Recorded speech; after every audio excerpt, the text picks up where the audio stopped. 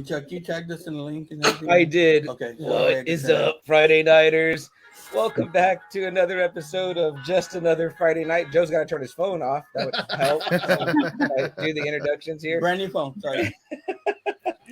Guys, welcome back to Just Another Friday Night. I am CM Chuck. Across from me, my pod partner, my dynamic duo, Double A Adamantium Adam. Hey, everybody. What's up? And guys, as you can see, we have some special guests in the house tonight, all the way from behind us, Joe Martinez from Now Watch This. What's up, Friday Nighters? And all the way from up in the great state of New York, Antonio Caruso. What's up, guys? Thanks for having me. Absolutely welcome. And two of our very new friends and newcomers to the pod game as a whole, but coming in strong, Brandon and Nene from Let's Talk Geek for a sec. Guys? Woo. What's up? I go by Vengeance. Oh, okay. Hey, Also, you too? If I'd have known we were going to be matching, Nene, I would have wore something different. I know, I'm telling you, but I think I won with the mask, I don't want to alarm anybody, but Bruce Wayne is with us today. So there we go. There he is. Nene, Joe actually said, hey, I'm going to try to dig out my mask. I sent him the link to y'all show. I said, it's been done, bro. Yeah, we got it. Guys, how's everyone doing? How was everybody's day, week, month? All good. Just work. It's Batman month, so Yeah. All month long, right? Anthony, I know you're on limited time, so we're going to get right into it. But before we do that, I do got to ask everybody here in this group, we watched the Obi-Wan trailer, right? Obi-Wan Kenobi. Yes. Oh, my God. Oh, It's man. so crazy. Oh my. So that when was Duel on of the repeat. Fates kicked in. Oh, Ooh, man. When that hit, that was iconic, I thought it was going to be very emotional, young Luke, but then they went right to Duel of Fates. I was He like, still looks yeah. good. He looks perfect. So I'm Yeah. excited for it. yeah. I just man. about creamed my pants like 2 times. while watching that I'm trailer, I'm telling so. you, man, on repeat right there for Yeah. me. Yeah. Joe, what'd you And think? stunned silence, bro. I was just like, oh my God. This is a show I've been waiting for since it was originally being developed as a movie like 10 years 10 ago. years. Right, like everything else that has come out has been great. I mean, But now So- you're talking about heavyweight level. I'm here. telling you, yeah, we are there. Yeah. Nene, Brandon, what'd you guys think of the trailer? It took me all the way back. It was nothing but nostalgia, honestly. Again, great. like those prequels, even though, of course, we got to give respect to the OGs of like just, episodes 4 through 6. But those prequels were the ones that I grew up with. And to see Right. Yeah. Ewan back, like just in Yeah. cinematic form, it just gave me so many chills. We have a lot of episodes where we have an episode where we talk about the prequels and we say that Yeah. they get kind of shitted on unfairly. Actually, they Yeah. have a lot of good plot lines. The plot line for the Emperor was really good. The plot line for Obi-Wan Anakin was really good. Yoda? all that kind of stuff. Huh? Yoda was really oh good. man, Yeah. Yoda, yeah. It's what Darth I've Maul, seen. I mean, Yeah, we get one of the greatest Siths, in Darth Maul. I mean, the music, the score is iconic. I mean, it was great. It's a lot of good stuff on those prequels. and William freaking Neeson. Yeah. Samuel L. Jackson. Bro, those guys right there killed it. I'm still placing money on him showing up in this series. Oh, as man, Force that would Ghost. be if he amazing. did. Yeah, that'd be great if he did. And it's kind of interesting tonight, guys, because we got a good, I would say, run of like age groups, because Brandon, Nene, I know you guys are on the younger side compared to like Joe and myself, and Anthony and Adam. I think you guys kind of fall more around the same age group. Anthony, I think you're still a little bit younger than Adam, but it's good because, like you guys said, you grew up with that. Nene and Brandon, y'all were saying, those were your Star Wars movies. Yes. And I heard when you guys did your Spider-Man episode, how, certain aspects of that felt like that was more your Spider-Man, So, and obviously we're going to get into that talking about tonight. Yeah. Batman, but good. We got Obi-Wan out of the way. We'll talk a little bit more pop culture stuff, but I know again that Anthony's on limited time. So guys, let's get into it. The Batman, Robert Pattinson, Jeffrey Wright. Colin Wright. Farrell. I mean, Yeah. Zoe Kravitz. Zoe Kravitz, Shout cast out Zoe outstanding. Kravitz. Robert Oh. Pattinson. Paul Dano. Yeah, Paul Oh, Dano. Paul Dano. Oh man, Shoot. excellent. What are you talking about? Colin Farrell was not in this movie. I didn't see him anywhere. Oh yeah, I didn't see a single time he was there. Colin Farrell was so good that he could come back as Colin Farrell and play another character, and Really could. like you not even notice it, right? I didn't even think about that. What did you think about the tone? Because I mean, it sets the tone pretty damn early, like about the first 10 minutes. What do you guys think? It was like already it was different than the other Batman movies that we've seen. Oh yeah, I loved The it. first 10 minutes. Oh, sorry. Go on. I'm sorry. No, let's let Anthony go since he's on a leash. yeah. He might go off for a second here. Yeah. The first 10 minutes were probably my favorite 10 minutes of any Batman film. Yeah. Okay. Yep. I mean, the score comes in, Pattinson comes in, and you show all the shadows and everything. Yeah. It's pretty eerie a little bit, huh?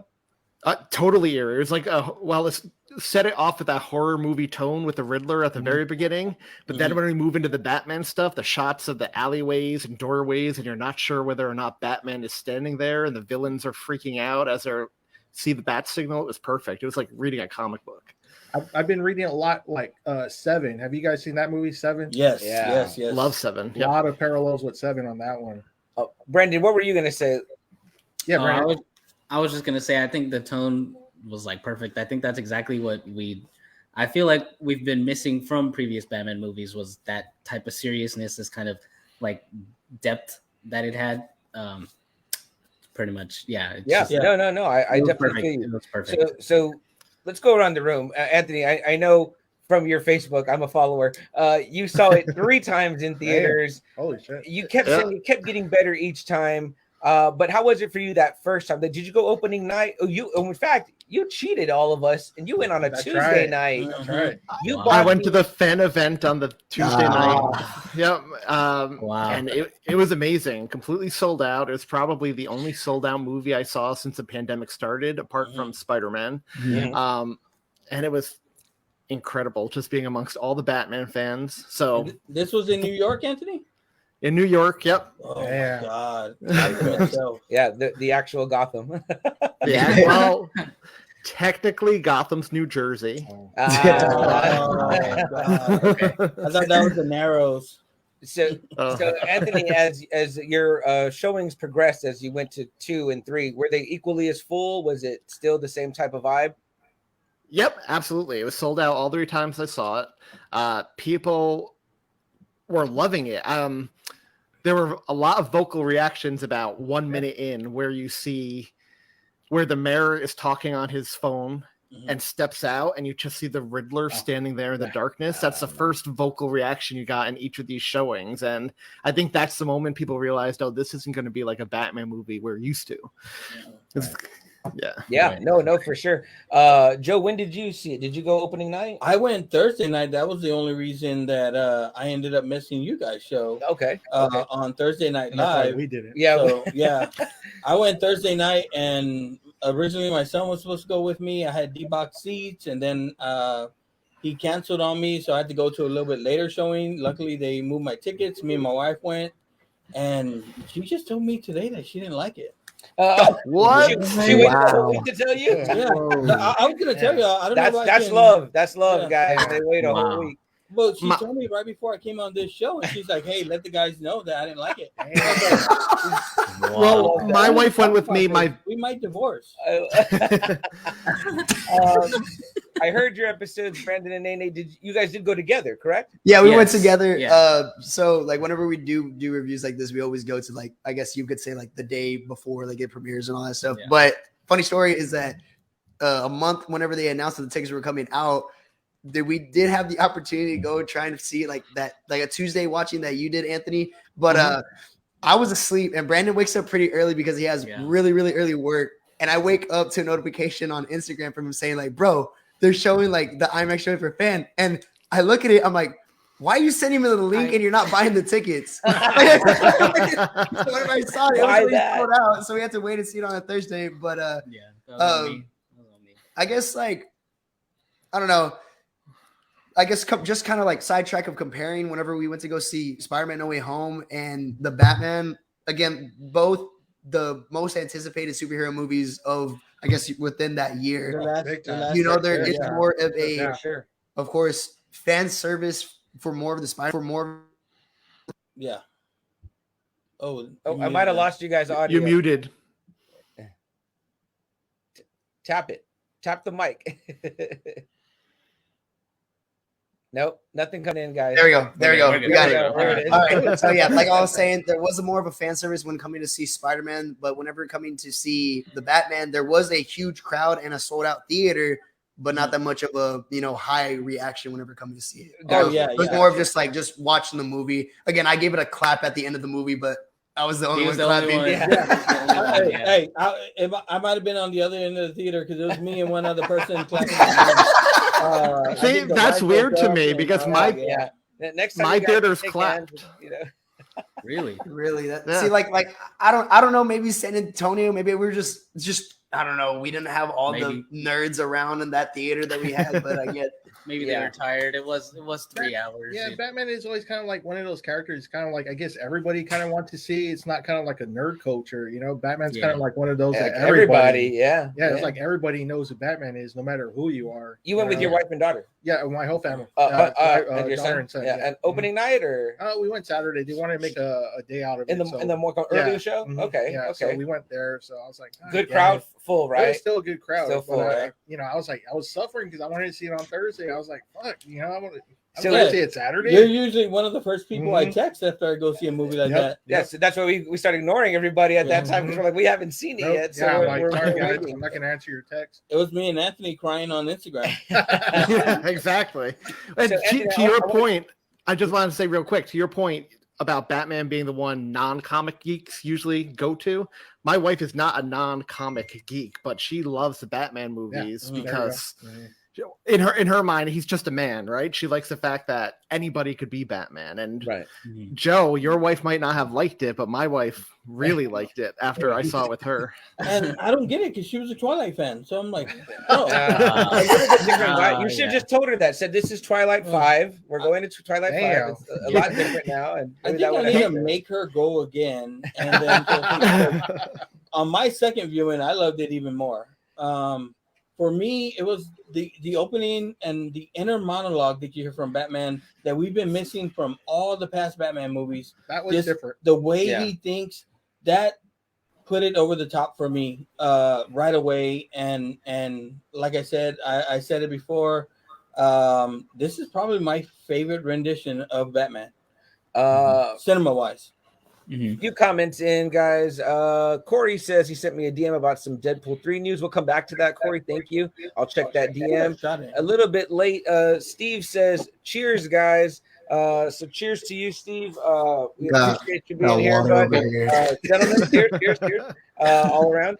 Anthony, I want to get some more of your thoughts on maybe some highlights of the movie specifically for you, because I know you got to go while we drink this real quick. Sure.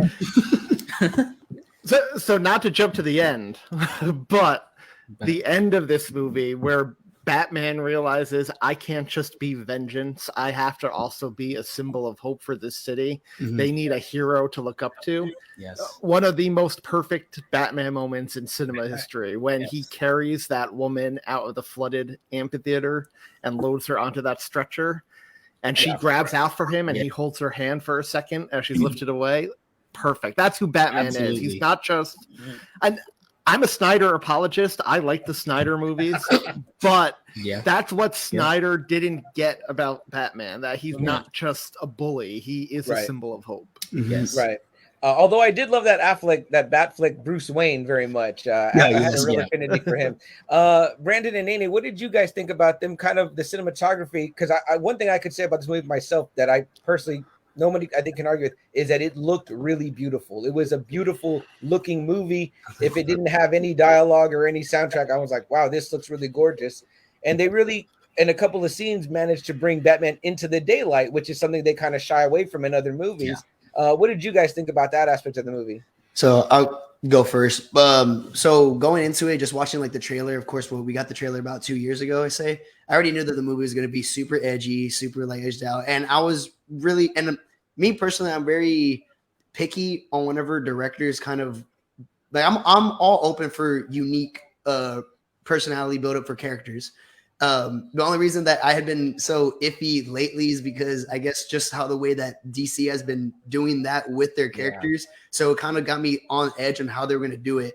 Again, I know that we see that Batman is, the symbol for justice and vengeance, and he's always like that fierce symbol and comic wise. But coming into this, I was like, they're really, really making it really, really dark. And I think they try to make their DC had been trying to make their movies really, really dark, but also in a really, it just hadn't been played out as well as we thought they were going to happen. But that first trailer, right whenever, I'm gonna say Battinson because I love saying Battinson so much.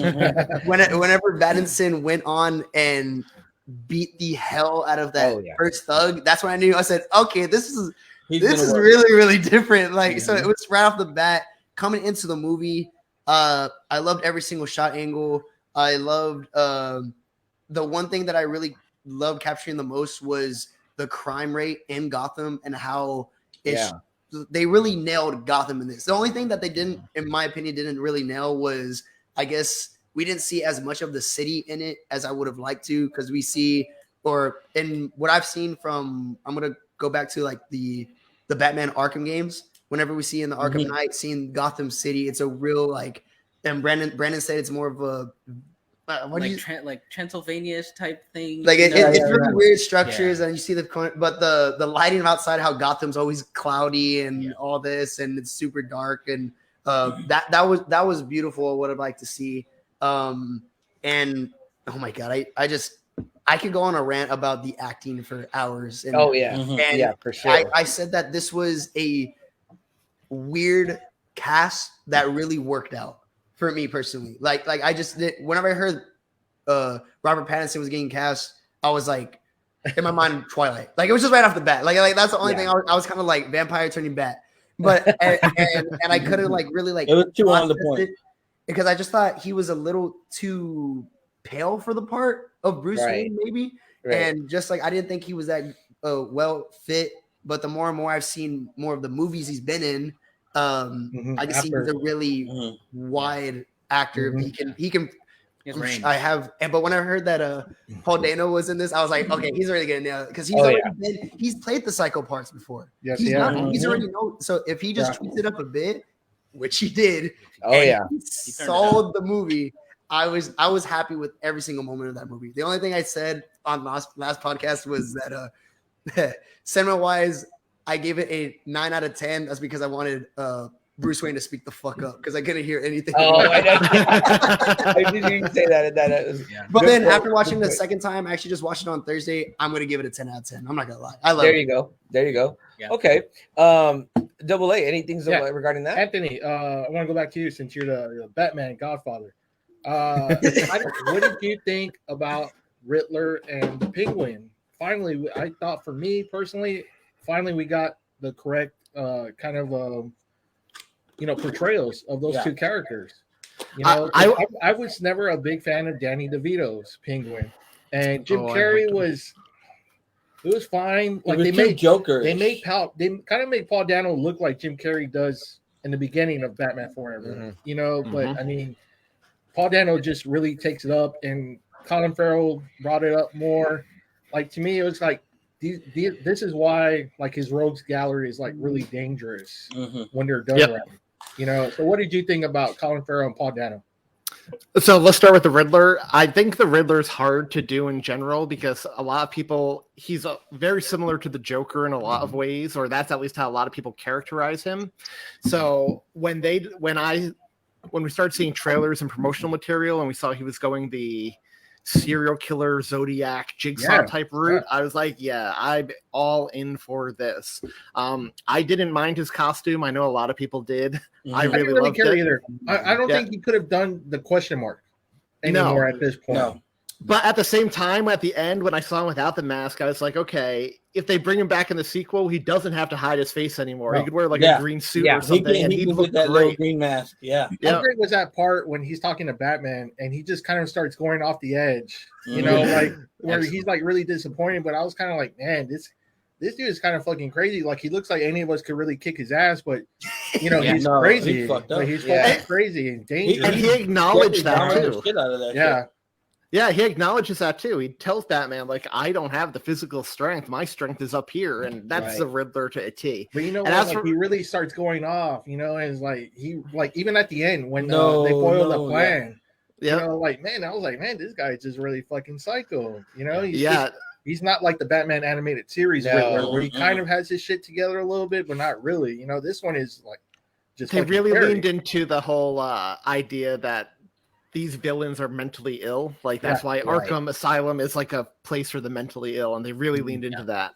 And Colin Farrell, I can't say enough good words about this guy. Loved it. I loved Danny DeVito, but this guy is a Penguin, walked right off the pages. I wish I didn't know it was Colin Farrell, so that when the credits rolled and it came up, I could have been like, "What?"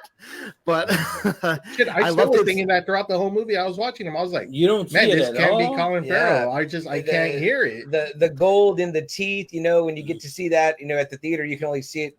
Notice that about him, but it really set me up, made me hype for the show coming out. Which you got picked up. I want that show tomorrow. I want that show like right now. Let's do it. Joe, what about you, man? How'd you feel about Colin Farrell's Penguin in more like a monster type? Yeah. Again, I played all the Arkham games, right? So that's what the Penguin is more like that in the Arkham games. He's just a mob boss that's out there. But I'm interested in seeing the growth because what they're playing here is the villains are there because of the Batman. Which has always been a thing throughout the movie. Yeah, so Penguin's going to come into power because of the Batman. The Riddler came out, and he says it because of him. Now, they did the unnamed Arkham inmate, which they've confirmed is the Joker. Which I wanted y'all's opinion. Yeah, which I want y'all's opinion on that one. Which they've confirmed is the Joker. And forgot about that.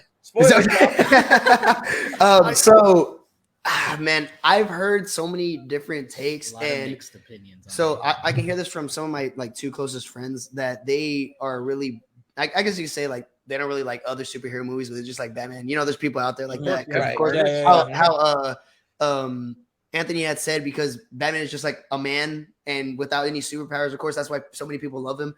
But also just the adaptation of course, like you said, these mentally ill psychopaths that just go crazy. That we've seen over the years that we've seen amazing roles. Of course, Heath Ledger, Joaquin Phoenix, and I can even put Jack Nicholson in there in the past.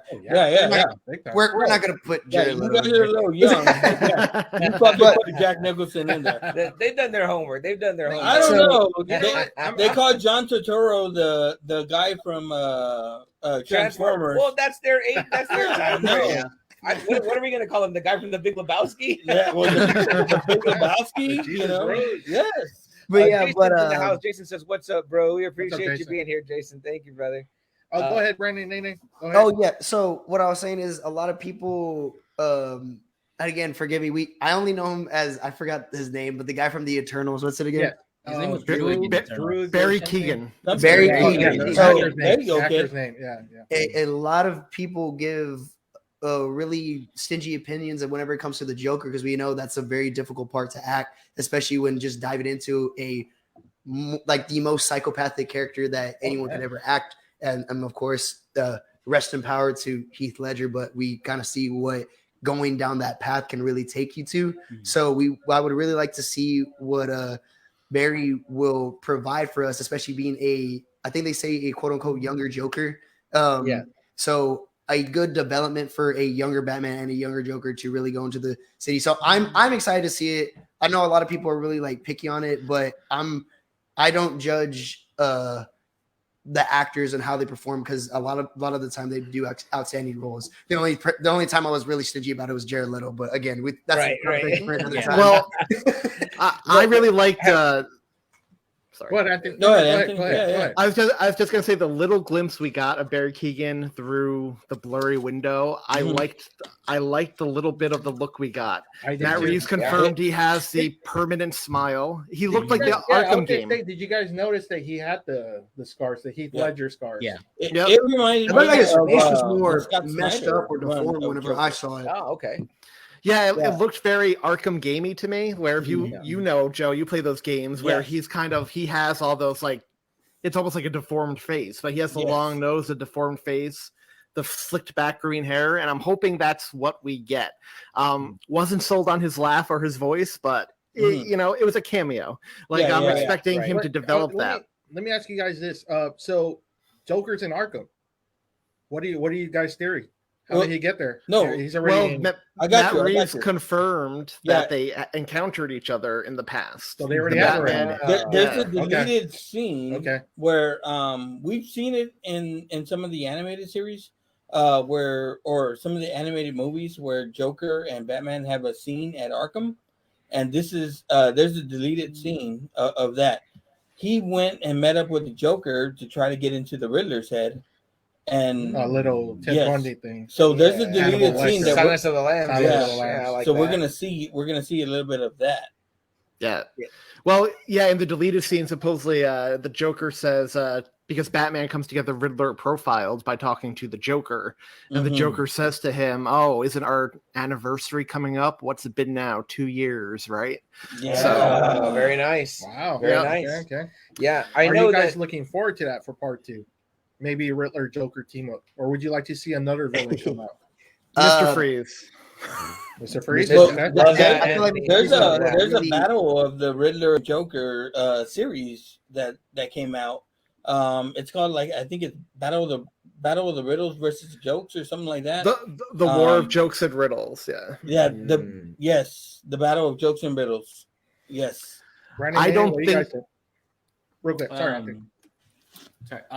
So for Joker, what I kind of was hoping for the future was that they kind of do like a Thanos approach where he's kind of in the background and they'll bring him in eventually in the end. Because the thing with Joker is he's just a constant in Batman's career as Batman. So he's always going to be there. And I'm just really hoping that they don't do a thing where they do a couple movies. Maybe he'll show up in the trilogy and then he gets defeated or whatever. That would kind of defeat the whole purpose of Joker. He needs to be just there all the time, whether he comes in maybe in the next couple movies just sporadically and just kind of maybe throws them off or whatever, but I think they're gonna lead up to a very big thing where he's gonna have an even bigger role into it. That's what I think it's going here. It ends with him. Yes. That'd be nice. Well, that's what I think is going to happen. I don't think he'll be the main villain of the next one. I think, if anything, he'll kind of have a small role like the Penguin, like the comics, like how in this one, Batman goes to the Penguin, interrogates him, and that's really it. That was so comic book Batman today. Maybe in the next one, Joker escapes, but he's not the main thorn in Batman's side. And by the time we get to 3, or hopefully, in my opinion, I'd like a Daniel Craig thing where they do 5 or 6 films. Hopefully. He's a villain down the line, not right away. Because I mean, Pattinson is young, right? What is he? He's 34. He's 34 right now. So we can have him for a little bit.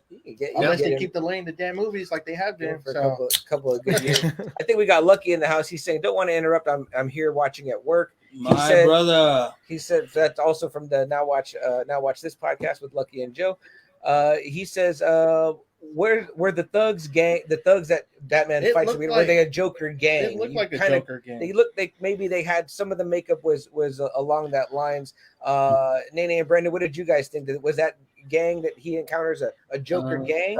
Honestly, whenever I'm watching it, I thought it was just a regular gang. I mean, you kind of just see those just like all around Gotham. I mean, honestly, I didn't put that much thought into it. Again, whenever going into it, I was just mainly focusing on this the main plots. I know this was just something to show how a cool little scene of what Batman can really do, and how where his skill levels are at. And just a little side note on the skill level part, I know that in most adaptations in past films, we've shown that he's easily taken down thugs like that, but we see that he does take a bit of an ass beating here and there. He gets a little bit again, kind of that more grounded aspect of what I guess kind of the human body is really capable of. You're just one man still. You can't really you're not fucking Superman.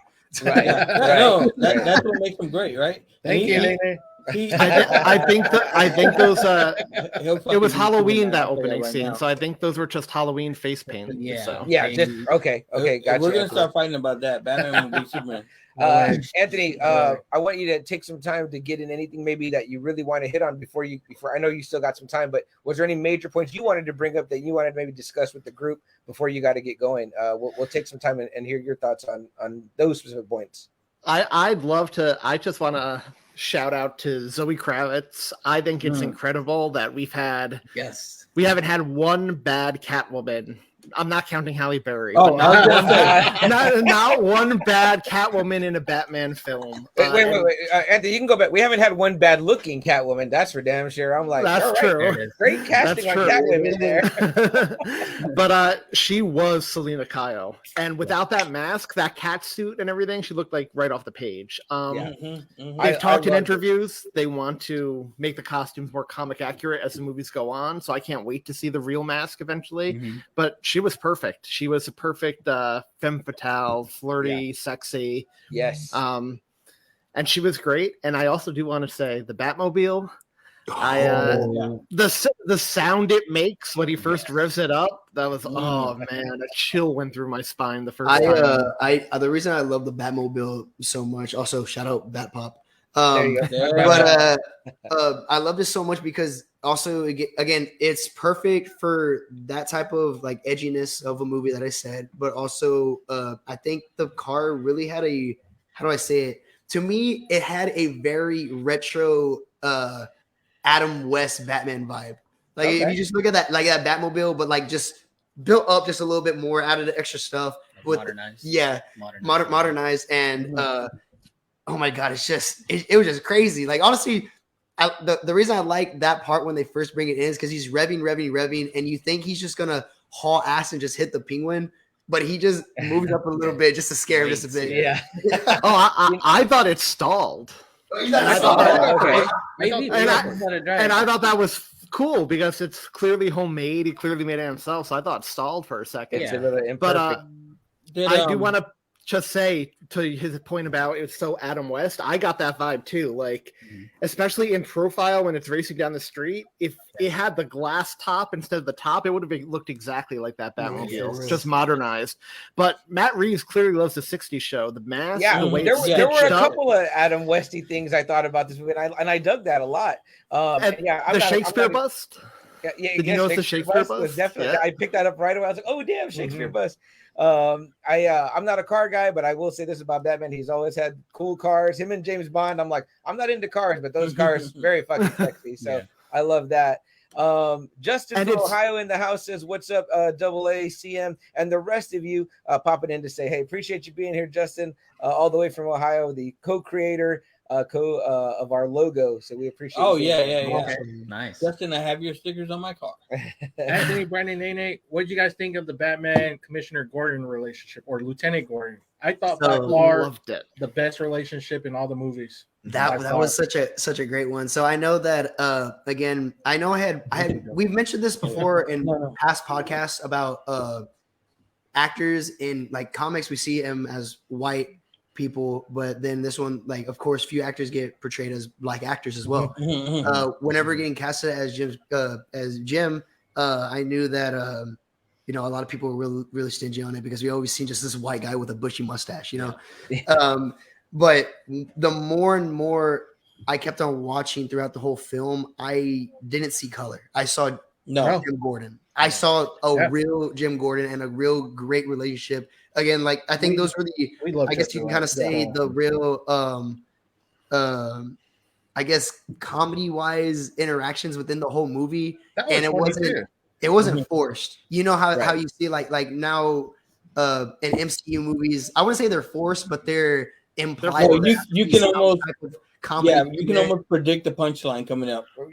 But like for this, of course, it just came out just out of nowhere. Like honestly, I was just sitting there just like, oh, he just made a joke. It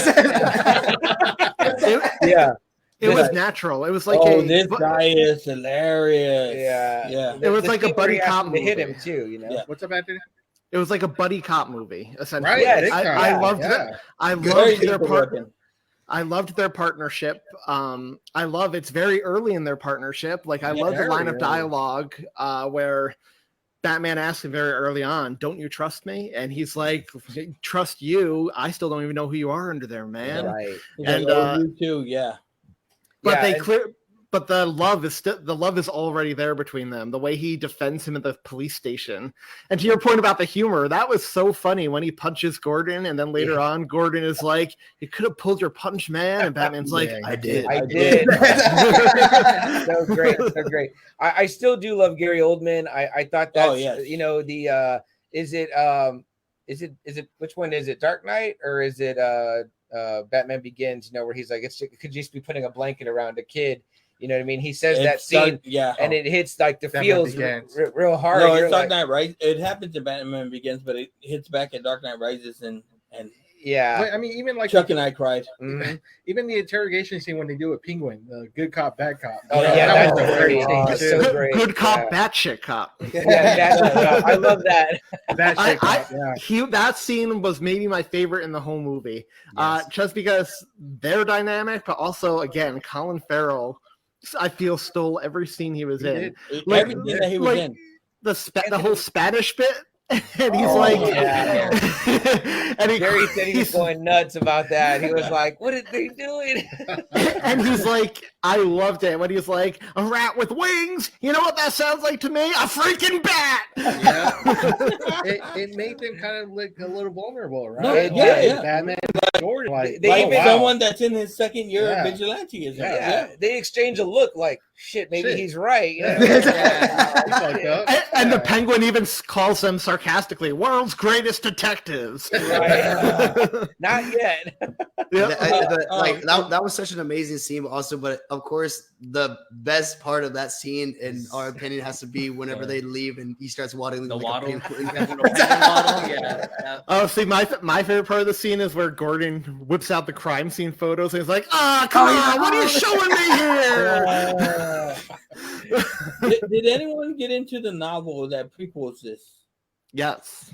Did you? Okay, so he talks about how he put together his Batmobile, and he could have very easily, like, you could tell.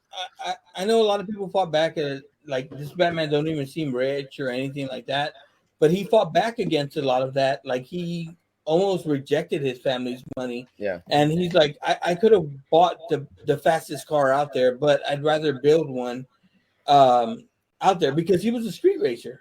And so that's why the car is like it is. I'm sure, going into part 2, we're going to see some improvements on it, but that was a very important reason to me. And then it gave the background of the Riddler as well, as to why he hates Bruce. Why he grew up in the orphanage. He every morning he walked out and he saw a picture of Bruce Wayne and his family, and he got to see this privileged ass kid that grew up in this big ass house all by himself. But it kind of hints towards the background of that and why he hates Bruce and everything like that. That prequel, it's pretty good. It's a quick read, man. It's maybe, I think I covered it in 30, 45 minutes. It's good. Yeah, you should go check it out. Brandon Nene, I would suggest that one for you guys. I haven't read it myself, but I heard Joe talking about it, and it sounded like it had some good, not too much, but enough backstory to kind of like help you understand some of the things that were going on in the Batman.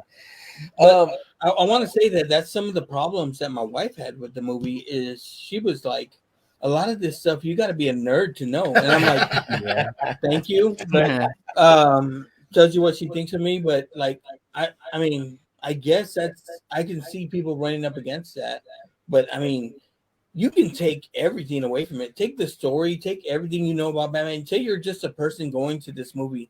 This is a cinematic fucking movie. Like, I come from a person that, I know a lot of people ran up against time. I love The Godfather. I love Casino. I love all those fucking movies. I watched the Snyderverse, I don't know how many times. At least 5 though, just by myself, because I love long movies like that. But I mean, you think about it, this could have very well been a series, tied up. We all love what's the stuff that just came out? We just got Book of Boba Fett, WandaVision, Hawkeye. And I mean, you look at Book of Boba Fett, you watch the first 2 episodes, and there's people crying about it, like, oh no, it's no good. But you take the whole of Boba Fett, and they're like, "Oh yeah, it was awesome." Right. You know what I mean? So I don't know. Like I know people ran up against the time, people ran up against some of the stuff that they didn't like, but for me, I loved it. Give me more. We got a comment here, guys, in the chat. It says, on that, people are saying they don't like Pat's Bruce Wayne. I liked it a lot. I'm tired of the rich playboy view. This seems more real. Anthony, what's your take on the Bruce Wayne, the younger Bruce Wayne? Bruce Wayne. So my view is I don't think he's developed Bruce Wayne yet. He's a different. This is somebody who doesn't even know his Batman wasn't fully developed. It wasn't developed till the end that he needs to be a hero, not just a vehicle for revenge. Yeah. So I think the whole arc in this of Alfred, where Alfred says, you're ruining your family's legacy. You're too afraid to get close to anybody. I mean, Bruce Wayne says it in the hospital, right? When Alfred's there, I was never that scared since the night my parents died. Until the night, you were attacked. And I never thought I'd feel like that again. Yeah. I think it's that moment he realizes he can let people in. He does care for people. And I think going forward in the sequel, not only will Batman be more hopeful, but he will develop the more traditional Bruce Wayne persona we know. I don't think he's going to go the Christian Bale playboy, sleeping around with girls and buying hotel route. I think he's going to go more the animated series route, where he is involved with his business and everything, but he's just aloof enough where you wouldn't suspect he's Batman. Yeah. Brandon, I want to come back to you with the. I just wanted to say I have to cut out real quick, Chuck. Okay. Are you coming back, or are you done for the night? So let you plug real quick. Yeah, so Tis the Podcast. It's I host it with two other people. We cover Christmas movies and TV shows year round. We did a bunch on Batman, like the animated series Justice League. So check it out. I know you've heard Jerry D on the show a few times. He is a frequent guest star in that show. So check it out. TisThePodcast.com. Got new episodes every Monday. Anthony, thank you so much for taking time to come and talk to us. We know you're in New York and different time zone and all that, man. Guys, really go check out Tis the Podcast. I just had the joy of being on there recently talking about Spider-Man. It was amazing. Anthony, thank you so much for coming out, man. We appreciate your time and your opinions. Thanks, Anthony. Yeah, thank you guys so much for having me. It was an honor. Love to come back sometime. Yeah, anytime, brother. You're always welcome. Thanks. Bye, guys. All right, good night, Anthony. Bye. All right, fellas. Let me get here. Let's come back to you guys. What do you think about the Bruce Wayne? Maybe maybe he might be slightly older than you guys are right now, but more of a younger Bruce Wayne. What do you think, Brandon? Let's start with you. So as far as him being younger Bruce Wayne, I think obviously that is another thing that I did like about this movie, is that it was so Batman focused.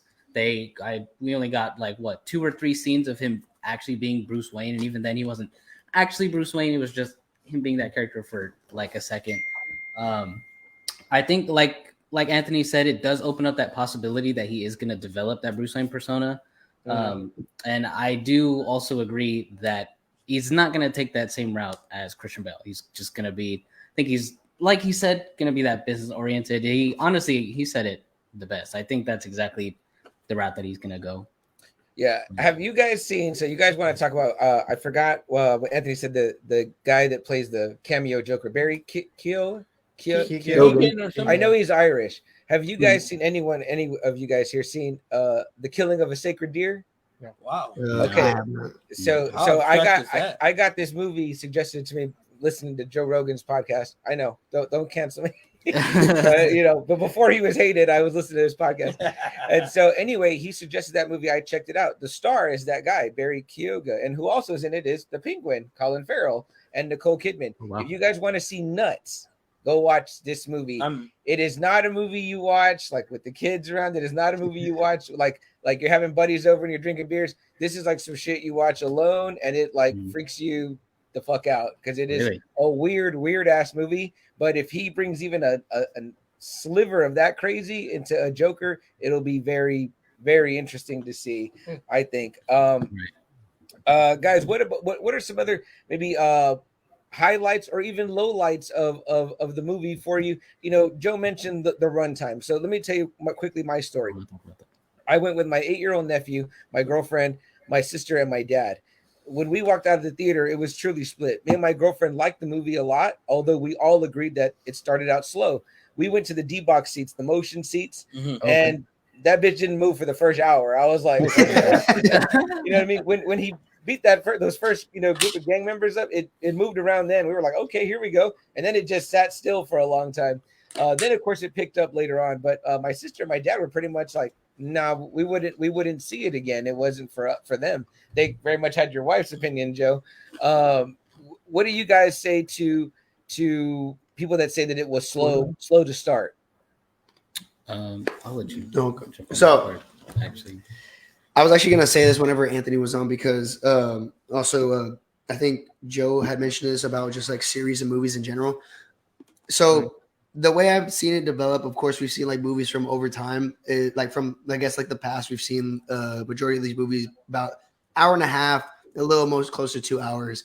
In my opinion, I think as a director's perspective, if you're able to file that much information and a great plot within that amount of time, congratulations, good for you. But you know that as movies have developed and as the audience, of course, I know a lot of people don't like to hear the criticizing of sorry, I can't speak right now. The critics and all that, just hearing like what they thought, what should have been added or whatever. You really do need to listen to it sometimes, because for it to be a really successful movie, a lot of these movies really need to be long nowadays. Yeah. You really need to put a lot of information, a lot of everything just to make it perfect. But the thing that I noticed with this is that even though it was a 2 hours and 55-minute movie, it didn't feel like that for me. No.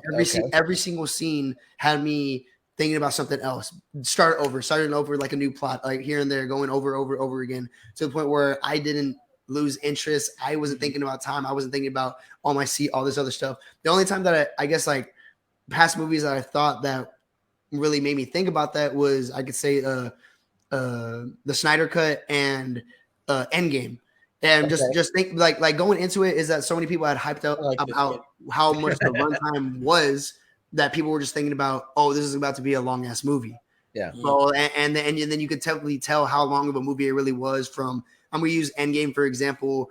That first part of just like all planning and being depressed about everything that Thanos did. that second hour being that whole time traveling gap, and then the last hour just being the big fight. Like that felt really long, but for this movie, it wasn't different sequences. It was that same sequence throughout the whole time, but different scenes just jumping up over and over again. And that's what made it just perfect. And I even tweeted it out on my actual page, like saying, if you went into the movie and just bitching about how long the movie is, you're not going to enjoy it. You're not going to enjoy it for the real cinematography that it truly is and what Matt Reeves is producing into this film. Yeah. No, agree. Go ahead, Joe. I mean, Matt Reeves, man, I mean, hats off to him. He put everything together. Like, I've liked all this dude's films. I went back. I think he did Cloverfield. He did the Planet of the Apes movies, which yeah. So I was on board for him, man. But man, this dude seems to know his shit. Like, and then you go back and find out that I want to say when he was in film school, one of his teachers was Jeff Loeb, who wrote The Long Halloween, which you see in this movie. I mean, we didn't see Two-Face. You know, maybe spoilers for the second part, but I hope we get Two-Face in here, but or Hush. Yeah, there was a Hush vibes. There was a Hush. Oh, you saw when the Riddler thing came up and it said Hush. Oh my God! Cool. Like I was one of the few in the theater that were like, "Oh my God!" Even the kind of way he was like taping up the people. It looked very interesting. So Chuck, I need to know from you how many times you fucking cry. You know what? I didn't actually get too emotional in this one for me. But I'm not as Batman as Joe is. You know, Batman's his number one guy, right? So it's like I'm gonna tell y'all, and young guys, don't judge me on this, but that first opening monologue, that's something that I've wanted to see for so long in a Batman movie. Yeah. If anyone that's read The Dark Knight Returns, you know, that inner monologue is key in that book. And this is the first time I believe that we've really seen that. And I cried in that. So I cried in the first fucking 10, 20 minutes. The Alfred scenes where he's kind of telling him like, yeah, I don't want to feel that way again. I fucking cried for that. Yeah. And then at the end when Batman's fucking sacrificing himself, you know, and you think that he's going to get electrocuted, I was a little teary-eyed then too. Yeah, that scene was. I'm just a little bitch. If there was a scene that was close to it, it was definitely that towards the end. I really did dig that. Double A, I didn't really get to ask you, but what did you? I know we kind of agreed about the runtime. We felt it could have been a little bit. I thought it could have got chopped up a little bit, cuts, like 15, 20 minutes. But overall, I mean, I said it was a good movie though. It wasn't like I love the Eternals, but man, that movie felt like a 3-hour movie. Yeah, that was way too long. That was kind of fucking hard to get through. So yeah, but I mean, Endgame went quick. You know that for me, I thought it went quick. Endgame didn't drag it off me. Neither did Spider-Man. But I was pumped up. I mean, I stayed into the movie. I really did. I stayed into the whole Batman movie. I loved it. I loved the suit. I loved how it was bulletproof. I was like, holy shit! You know? Oh, dude, he's taking those shots, man. Yeah, I was like, damn. It took very little to sell my girlfriend. She was like, I think he looks great as a Batman. She was like, I like that. It was kind of like a mystery. Like, she kind of likes true crime shit. So for her, that was like a thing. So she was like, okay. And then that hit right. Yeah, once the action picks up, it's great. You know what I mean? Well, you know, one of the things I really love that I haven't heard anybody else say that they liked. I really dug the fucking high collar he had. He had that high collar. And he could move his head around like within it. And I was like, why did they ever do that before? That was pretty neat. Hey guys, I got a question from Lucky, one of our buddies. He says, maybe it's just me, but was anyone else confused about what decade the movie was set in? I've only seen it once. Did I miss something, or was there not 80s cop cars near the beginning of the movie? I actually saw that. I saw that Catwoman's mom. I saw that comment right now whenever it popped up, and I just want to say I think whenever it comes to Gotham, again, just being like a weird city, it's always been like that. It's just like, especially the Michael Keaton one. The animated series too. It's like 50s looking cars, but they have tech. You're like, what's going on? What era is this? But again, it's why you can watch the animated series today. What do you think? And what do you think about Lucky? What do you? Was there a time frame? I don't know. I don't know if Lucky felt the same way that I do about this movie, guys. I know me and Lucky are on the same page all the time, or most of the damn time. But I don't know if we're on the same page about this. Well, you guys differ on Batman specifically because he's a Keaton guy and you're a Bale enthusiast. He says right here at the end. He says right here at the end. I didn't realize the time frame until we saw the dates for Catwoman's mom. Yeah. Oh, so I didn't even pick that up. Yeah, really. Okay. So I think everyone's gone back and saying that, you know, for this Batman's date, he would have to have gone back, and the time his parents got killed was 2001. So there's been memes about which fucking movie they went to go see. Well, they do mention Zorro. Yeah. But in 2001, you know, we're big Kevin Smith fans, and he's like, maybe they went to go see James on the Boss Strike Back. I don't know. I never really pick on the dates. I never really set on the dates. Well, like honestly. in the Joaquin Phoenix Joker, it's specifically like 80s. They're really clear on that. Especially in the movie. Right. Yeah. Okay. And his dad's running for mayor in that movie. That's right. Yeah. See, so I almost kind of wish they would have tied that in a little bit. I think that's going to be standalone. Yeah, I think they are going to be standalone. What do you guys think? Would you have wanted to see maybe the Joaquin Joker be the Joker for this Batman, or is it better to keep them separate? I think what I had thought was going to happen, and what I kind of hoped was kind of the issue here is that I think Joaquin Phoenix's Joker was just going to be more the inspiration for Joker. I was thinking too. I think he was going to be like, maybe this kid watched this Joker start this whole revolution, this whole riot, this whole uproar, and then he takes something away from it, and he's like, I could be that guy. I could turn these people's heads over. You know, I could do something like that. That's kind of that's how I wanted it to go. That's how I still kind of want to picture it, because you can still kind of make it out that way given the time periods. You can still say that, but obviously you can kind of see they're in different universes. But that's just what I thought about it. You know? Yeah. No, I could totally see that. That'd be great. I can say this too, you know, regarding the Joker, you know, cameo, at that point in the movie, I thought it was so good it didn't need it. I was you didn't need that cameo, because I was like, you know, I love the Joker. The Joker's obviously not only one of the most iconic villains, but just characters, period, in cinema, comic books. You know what I mean? You know, and I don't feel like he's been overdone or oversaturated, nothing like that. But I just feel as though for Batman, there's so much more of a rogues gallery. You know, what about what you asked me, Double A? You said, you know, some people were debating online when he injects himself in the leg, is it Venom like from Bane. Bane, injects himself with Venom and gets pumped up. Yeah. Was it that? I'm like, okay, we didn't really get a lot of Bane and Dark Knight Rises. You could use more. I sent something in our group. There's like a top 10 list of like, I forgot, like 90 stories for Batman, and one of them is like a story that predates Bane's first appearance where he does actually get hooked on Venom. Batman does. Yeah, Batman does. Yeah, he gets hooked on Venom real bad, and he kind of acts like the way Robert Pattinson acted when he injected himself right away. Yeah, so I was kind of like, okay, that has to be the Venom then that he injected himself with. It's pretty interesting. Do y'all think before he walked out in that first scene, he had Venom in him? That's an interesting thought too, because he whips that guy's ass in the same way. Right? Yeah, he beats him down the same way. Again, that's where I thought it was headed, and I mean, maybe we see a Bane in the second or third movie here.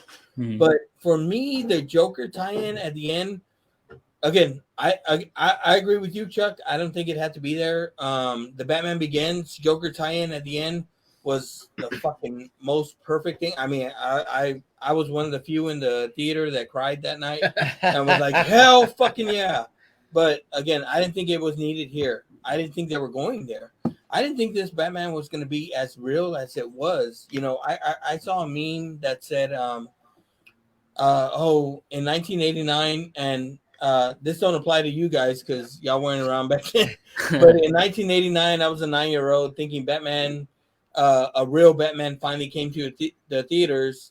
What was it? In 2008, I was 20-something thinking the real Batman finally came to the theaters. And here I am in 2022, 41, and the real Batman has come to the theaters. So, I mean, it just keeps getting real. I thought they were going to go a little bit, more kind of Marvel aspect of it, and it's a little bit more, I don't want to say fake, but a little bit more, gadgety and stuff like that. But man, I think it helped them. I think it helped them that they didn't go that way. And guys, me and Joe both heard your Batman episode, and I've heard all your episodes thus far, except for the Uncharted one because I haven't seen the movie.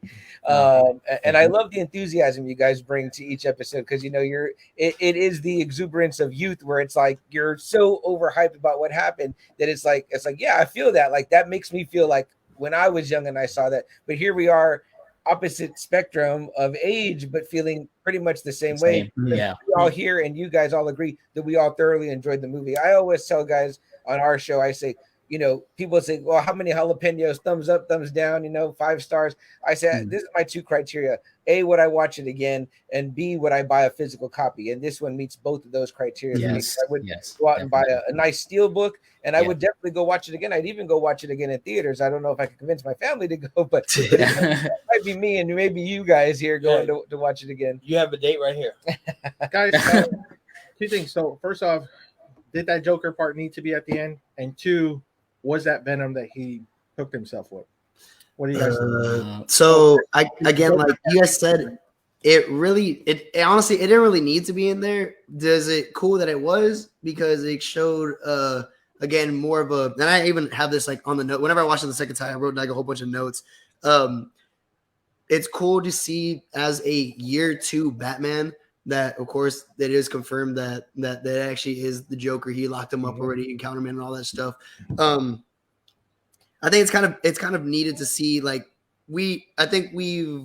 for most people know there's a lot of villains that Batman's fought, but of course we know that like I don't think we need like introductions here and there for every single villain to keep on coming through and all that. We like the most, like, of course, I'm pretty sure everyone familiar with the Joker.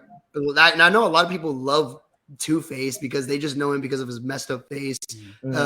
Bane. So to see that they added him in it, to me, I thought it was not like I was excited, but also at the same time I was cool with it, knowing that there's already, how do I say it? An established. Yeah, there's establishment for the villains already in the I mean, I'm not gonna lie, I popped. I did. Yeah. I was like, cool, Joker, cool, seeing Arkham, seeing Joker, seeing Riddler right there. I popped. And then number 2, guys, was that Venom? Do we get? I want to believe it. Now that you say that, it could be. It was green, wasn't it? Yes. Yeah. So it very well could be. Yeah, actually. Yeah. You think? And you know what's funny? You know what's funny too? And I told TM this and Joe too. I was like, we get Joker, but we've gotten different interpretations of the Joker. Yeah. You know, Jack Nicholson was the gangster. Heath Ledger was like this anarchist. Joaquin Phoenix is like this failed comedian.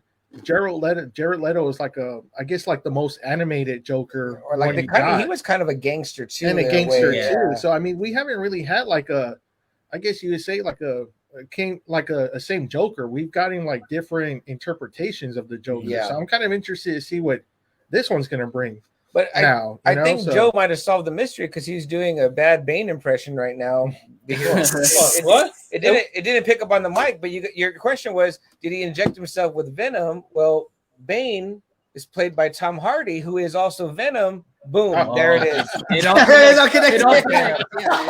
multiverse effect. It's the multiverse. I told you. There you go. There we go. The other thing I know is that how we know that this Batman is not yet the fully mature Batman is because when he takes off his mask, he still has eye makeup on. Clearly, I was happy with. I was happy with. But when you're Michael Keaton and Christian Bale level, you take your mask off and you don't have eye. That's how damn good they are. He hasn't mastered it yet. Yeah, I hate that part in Batman Returns. I was like, clearly he had makeup on.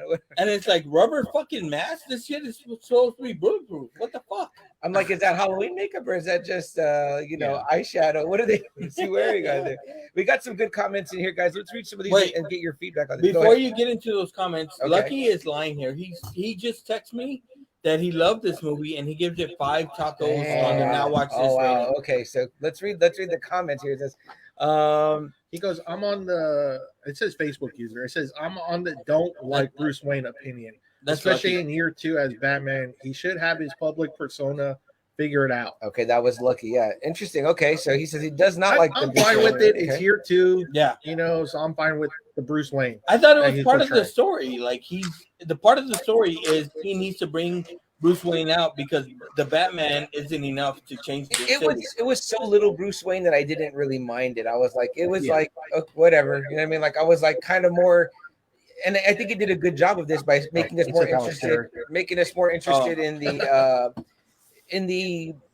detective aspect and the crime. There's a crime going on and a mystery. We're trying to solve it. So I was like, because it focused more on that, I was okay with there not being that much Bruce Wayne. I don't need another. What people are just pissed off is that he was brooding as Bruce Wayne. So it's kind of like, well, you're not trying to hide yourself as Batman. And see, that's what I mean. I feel like for that, people are kind of missing the point. I'm like, we've gotten all that before. We've gotten origin story after origin story. See, the thing is though, is that it seemed like everyone was picking up. Well, you must be a rich guy. You must be a rich guy. Right.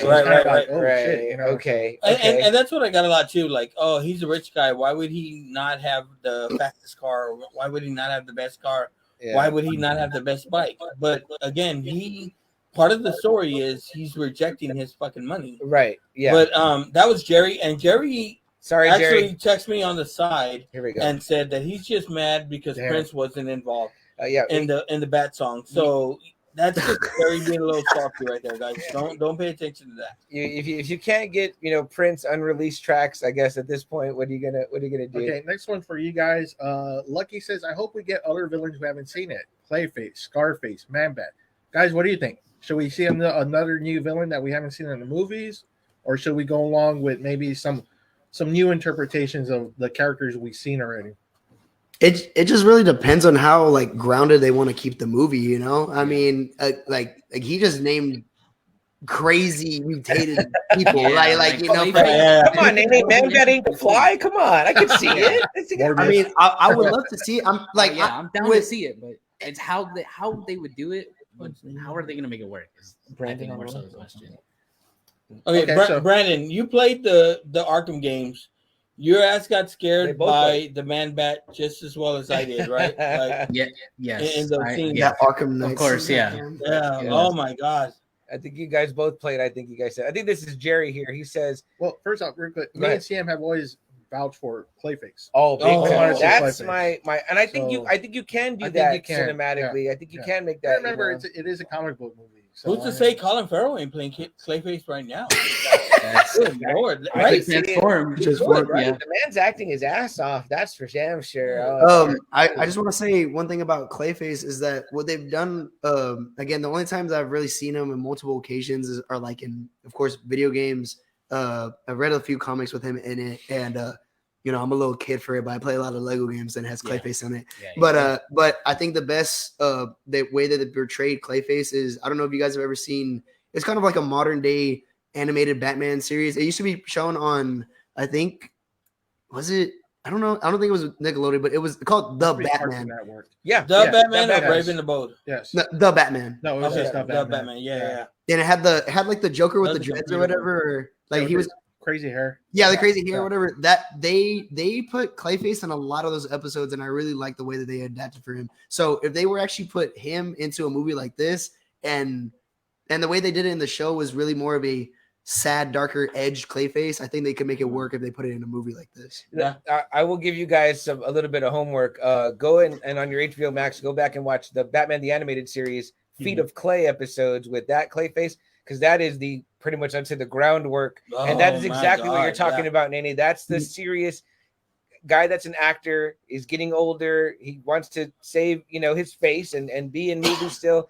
And he's going to go to any lengths, and then you get that great story. So the backstory is that he, in the animated series at least, he gets into like a real bad wreck, and they offer him this kind of like plastic surgery, but then his face always keeps drooping and drooping. So he ends up working for like a gangster, a mobster, and that's when he turns into Clayface. But I mean, that story could work. That's one of my favorite of that series, which of course is iconic. The Batman. I think that would be great. That's the villain of it, and also the story in that. What makes that story so great, and me and Double A have talked about it in our Batman the Animated Series episode, is that you kind of feel for Clayface. He does not. He's going after the guy to get more of this stuff to make him, look, normal or whatever. And the guy that's holding it out from him, the mobster, he's going after the people that wronged him. And I'm like, and Batman's here stopping him. And I'm like, damn, you're being kind of a hypocrite, man. Like, you're going after people that wronged you, that, avenging your murdered family.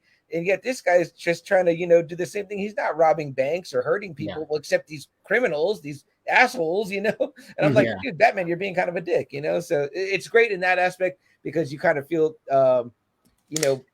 there's a little bit of hypocrisy in Batman, which is the same reason I like the Mr. Freeze episodes, because he's, again, Mr. Freeze is trying to save his frozen wife, and Batman's here being like, no, you're in the wrong because you're breaking into shit. And I'm like, what the fuck, man? You're a vigilante. Like, you are a criminal as well. No, wait, I'm not going to let you shit on Batman. Like, bro, he's trying to help all of them. The thing about Batman, he's trying to help all of them. And don't tell me you don't like that, because you cried about it in Spider-Man No Way Home when the story is we helped them. We helped them. We're not going to kill them. We helped them. That's different, because Mr. Stark has his approval on that shit. No, not Mr. Stark. There's No Way Home when Mr. Stark was dead. I don't know if you saw that. Spoilers. His spirit's there, right? The spirit's all there. I gotta say is Peacemaker doesn't have any villains because he put them all 6 feet fucking under. That's fucking right. That's right. All right, but read the next one. Oh, let's see. Okay, so here we go. I think this is Jerry. Jerry says, stupid clunky boots, stupid crazy long bangs and eyes, stupid URL detracted from the movie for me. Jerry loves Batman, but these are hard opinions about this particular movie. Again, he's just mad because Prince wasn't involved. I'm sorry. Let me start with you, Joe. I will come to you guys. Joe, did any of those things take you out of the movie for you? No. The clunky boots, I guess, but not really.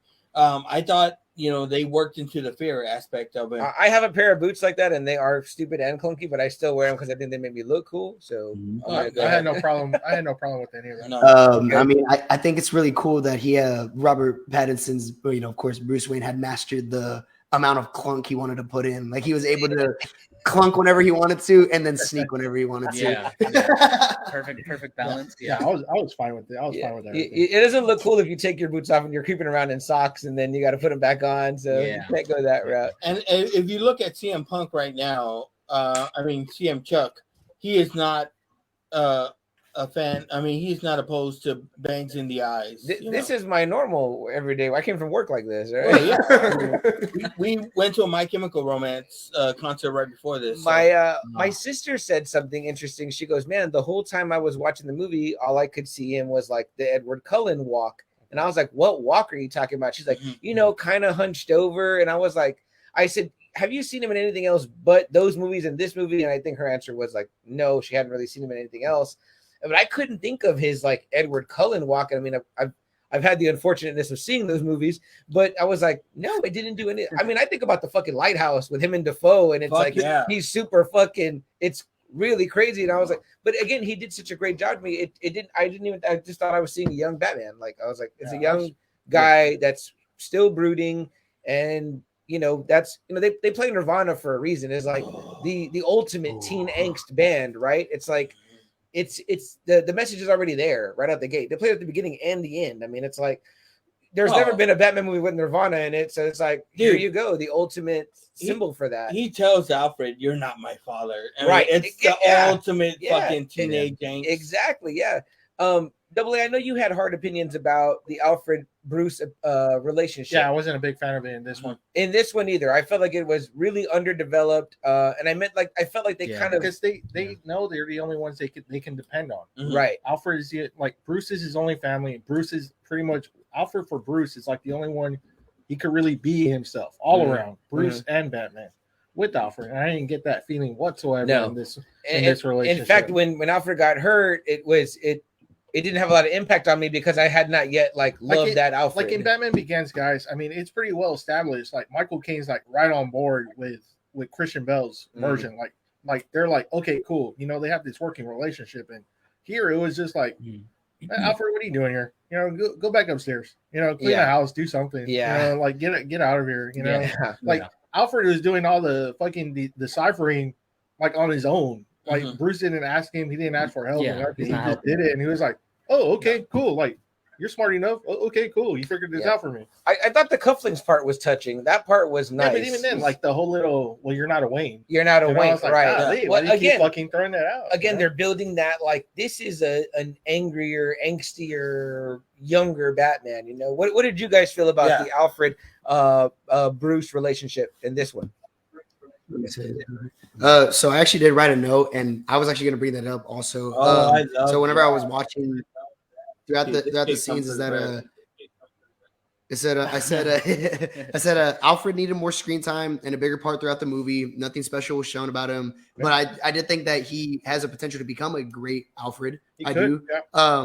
The only great moment that I really did see between them is that that calming down bond with them in the hospital whenever.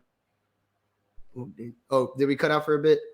I can know your audio. I got you, bro. You're back. You're good. Okay, cool. Good. Yeah, like reloaded or whatever. But whenever in the hospital and Alfred's telling him like no, you're hearing like complete lies from Falcone. Your dad was this man. He was protecting your mom and you, and that's what I'm trying to do here. I'm trying to protect you also, and because I already failed with your parents, but I'm not trying to fail with you. And that's Alfred Bruce moment right there. That's like what's always like circled around there the whole time. But it did. The only thing is just it just sucked that it was just that scene that we got for that.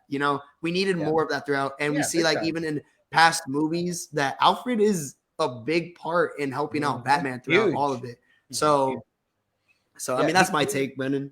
Yeah. He's the surrogate dad, pretty much, throughout his life. So it was unfortunate because I really like Andy Serkis, and I think that I think that he's going to be a great Alfred, but maybe they're going to develop that some more. Brandon, what do you think, Brandon? I was just kind of going to agree, kind of with Nene and what you guys said about like it. It wasn't what we expected. It wasn't what we wanted in the end. But I get it.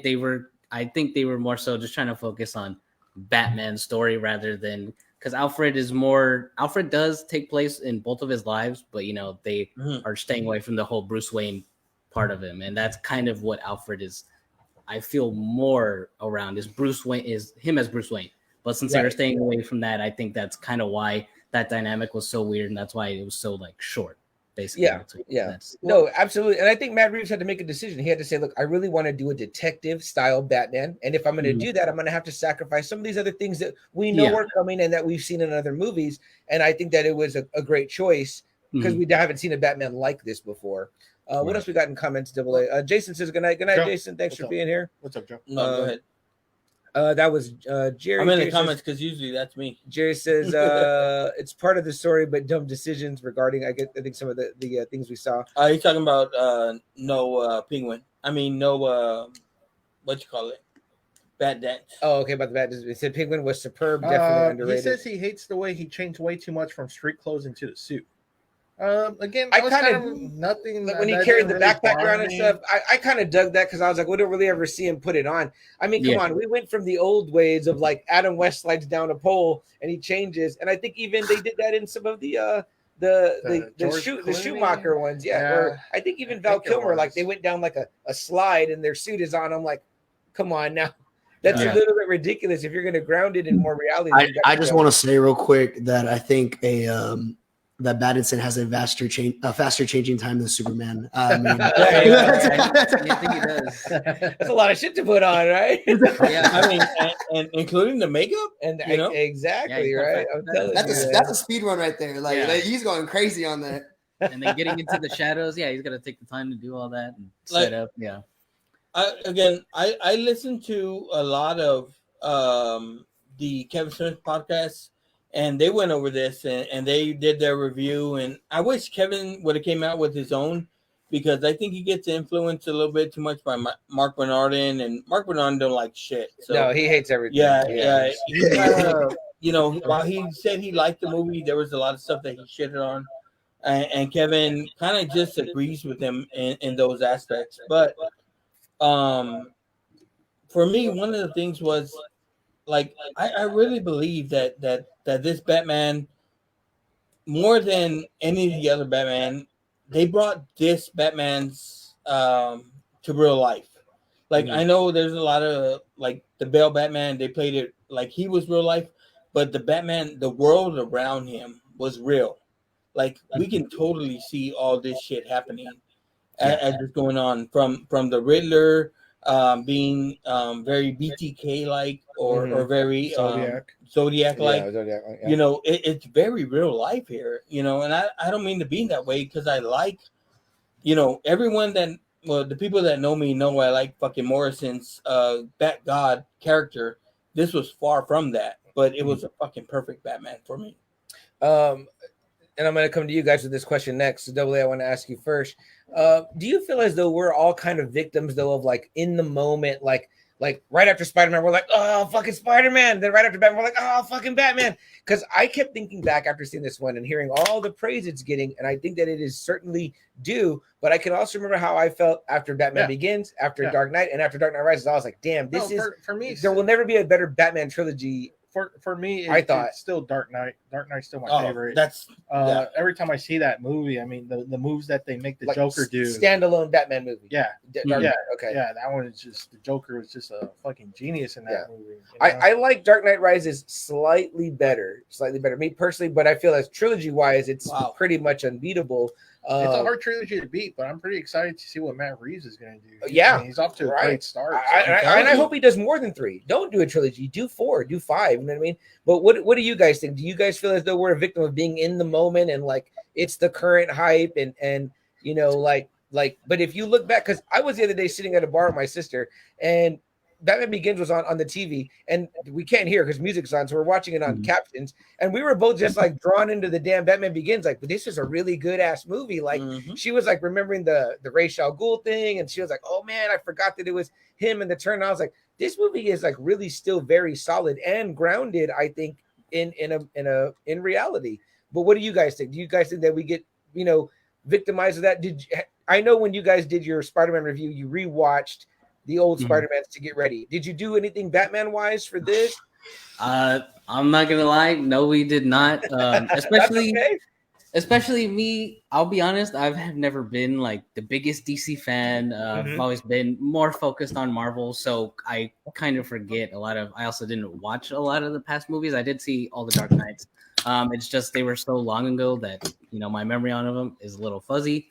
But I think I do agree. I think, we're a victim of that more nostalgia thing, but I think it's just, you're always going to like the old stuff because that's what you grew with, but it's always good, you know, being us, you know, it caters to your interests, right? We're all in this like geek world. We like all this stuff. So it's like, you got to encourage the new because you just like that fresh take, but you're not gonna stray away from what you grew up with what you originally saw, but yet you're gonna encourage all this new stuff.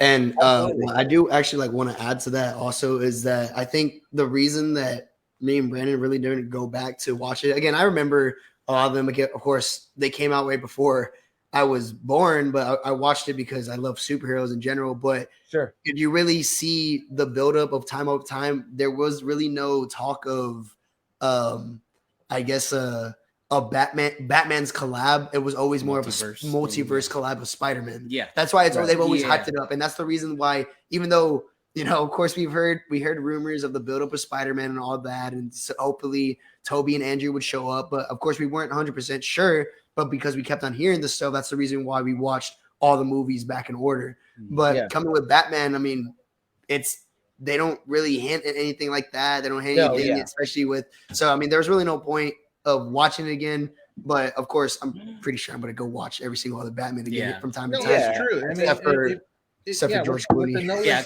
For Clooney. Because I did stuff. You didn't need to see the first four. No, of course not. This is the same way. Yeah, they made it a really kind of strong point that those were kind of unto themselves. The Nolan verse. So I mean, call it the Nolan verse. So even though like this is like a new one, like it's not my favorite Batman movie, but man, he really blew me up to liking him as Batman. Yeah, he might be like my number two. Like, there. He's definitely he's definitely a lot better than Christian Bale. Well, you guys said something earlier. You guys said you mentioned certain things being of the time of that was our this. I would think that the Christian Bale Batman was y'all's Batman. Am I correct or incorrect? Oh yeah, that was I think so. Like I think I got that from us three here, our age. Michael Keaton was like our Batman because I was like we were and I know exactly what you said, Nene, because I love superheroes too. So Batman, Superman 79 is 78 is before my time, but I watched those because I was like, I loved superheroes. So same thing with me. I didn't get to see that in theater, but with Batman 89, we did. And I remember being like, dude, I remember having freaking Trapper Keeper, old school, everything Batman. I was like, I got to get it. You know what I mean? So I do want to say, I know I just trashed on Clooney, but I do remember whenever I was little, Clooney was the most watched Batman movie that I watched because it was just always on. Like how like they just throw like bullshit movies on TV whenever it doesn't do well. I just kept on watching. Cool. It was Batman and Robin, I believe, right? Yeah, I just kept on watching it over and over again, but I watching it now, I just can't. my sister says she thinks that Arnold Schwarzenegger Mr. Freeze is great. She says it's so funny, but she sees it like that, like as a funny. She's like, "Well, that movie's hilarious." I'm like, "We're not supposed to be. Are we supposed to be laughing?" Like I'm like, "What?" But she says it's like funny to her, and I'm like, "If you like a movie like that, you just like it like that." No, my better half on Now Watch This loves that movie. The Batman and Robin. Wow, see, that's he's like, we're gonna watch it anymore. Lefty is like just in on those Batmans. He's like those first four, like it's there for him. I like that. You go into our podcasting room and it is filled with fucking Batman, Batman 89, all those Batmans, Val Kilmer, George Clooney, no Bell. We got comments rolling in, guys. I want to read a little bit of them for you guys. Nene and Brandon, feel free to weigh in on some of these. Corey says, no, build the current villains for now. Build the story. They have already rushed new characters and it doesn't work. So he's saying how we talked about bringing in Man-Bat, Clayface. No, work with this Penguin, work with this Riddler, work with this potential Joker and build them up. That could be a good point.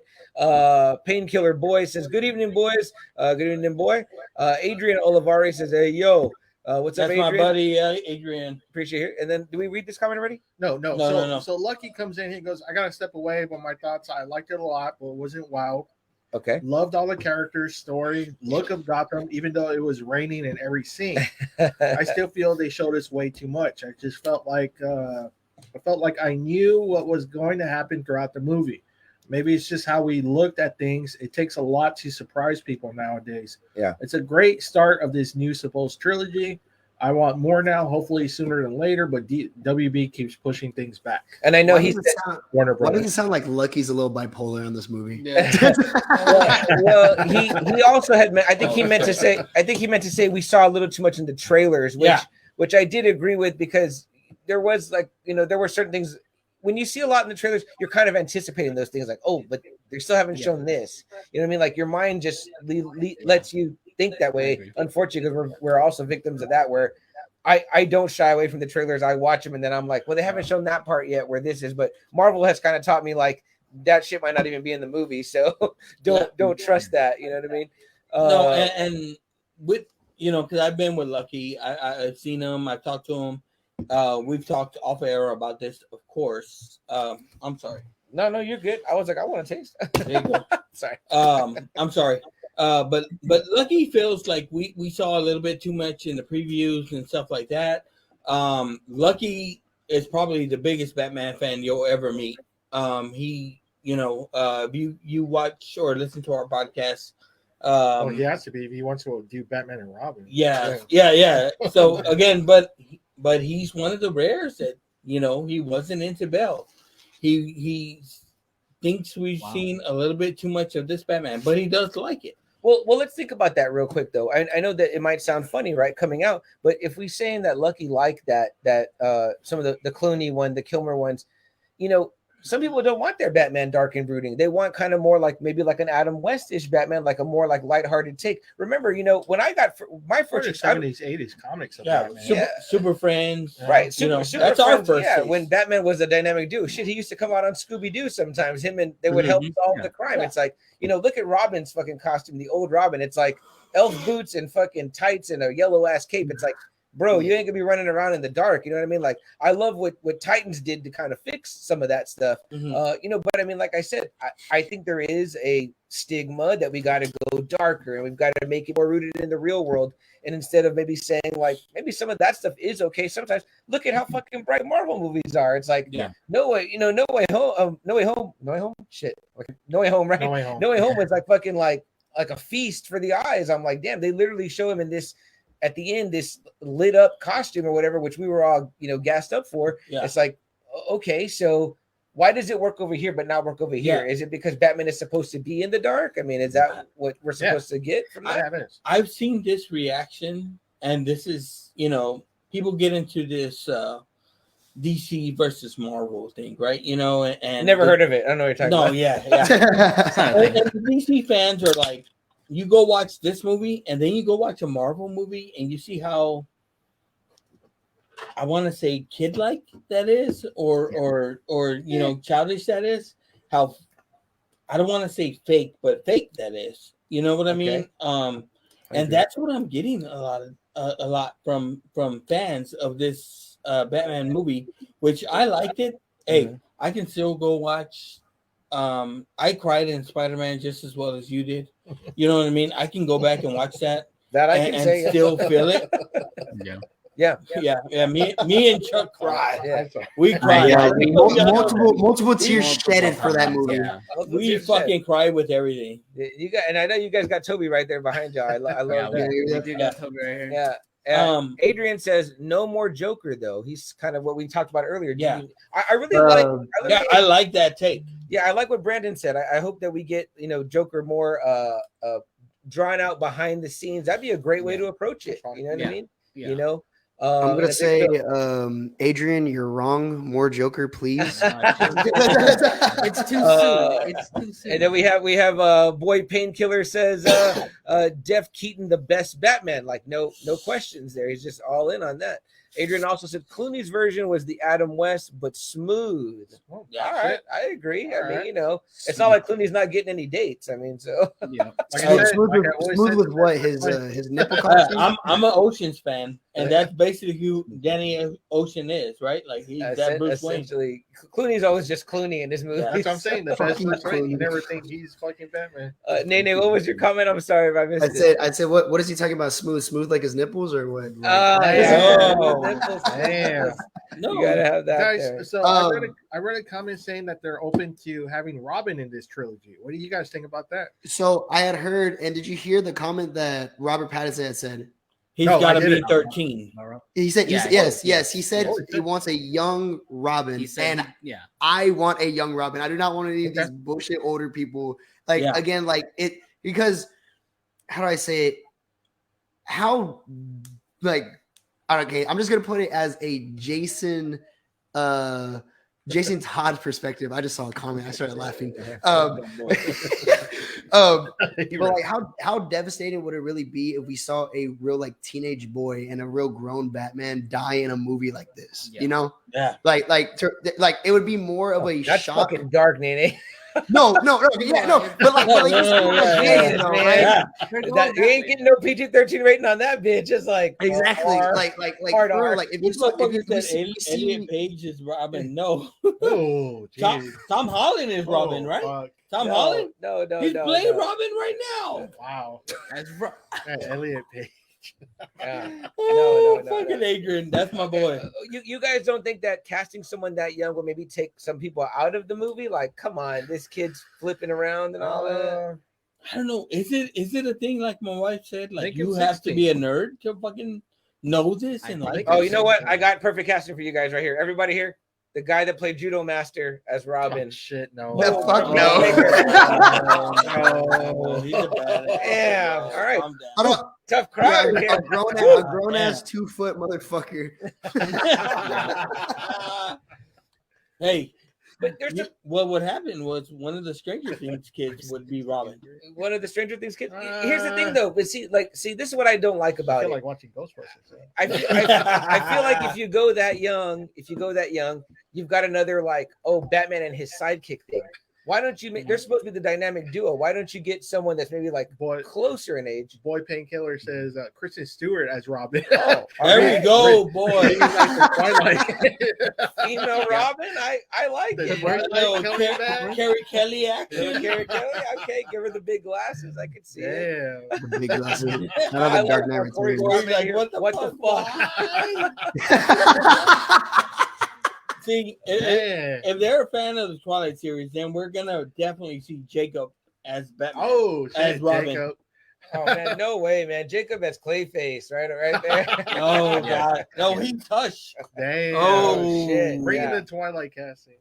I just want to see someone get beat with that goddamn crowbar. Okay. I know you two guys. I know your opinions of this. Young Batman Bucks. Wait, No, the Young Bucks here. Damian Wayne, Robin. Oh, Damien. What is See, y'all thought? like again, that's a. I would love to see it, but also like that depends on if it's gonna come down to how much of a buildup of a Batman we get, or even if it's even suitable for Robert Pattinson's Batman, or That's like movie 5 or something, There right? it is. yeah, or because you we got to gonna introduce complete- Raish, Talia, like them hooking up. Like, there's got to be a lot, right? What, Yeah. what if Or- you skip Dick Grayson and you get Jason Todd? Mm. And I Never want skip to Dick say Grayson. that I'm just saying. I want to say Oh, that isn't yeah. it like Don't- isn't You can a- have it. No. Getting a, killed. Bloodhaven has been mentioned. They did mention Bloodhaven. Oh, Bloodhaven has been Catwoman mentioned. I even said forgot that at about the that. end. Yeah, so let me ask you four here. Let me ask you this question: what about instead of going with the younger Robin and a sidekick and all that, how it's always been? What about more like two guys that are like brothers, almost like how Batman and Nightwing eventually developed their relationship, where it's like they're kind of two sides of the same coin. They're equals. They work in different manners. You know what I mean? But you could still have him be Robin, but it's like instead it's like just a good. Like Tim Duncan and David Robinson, you know what I mean? That style. Hashtag skip the dick. I think What are we? with the way they're starting to go more, with the way they're going more unique with everything, I think that would be a really good take. It would be interesting to see them step away from more of the father-son role and go into more of the brother-brother role. That would I be think that a would different be take. really that would cool. be an interesting different take. I think that would allow them to have a little bit better of a dynamic, and I feel like if they did that, it would bring a more of a Batman isn't going to look down on his partner. He's going to look eye level with his partner, and he's going to see him as a duo rather than, like you said, a sidekick.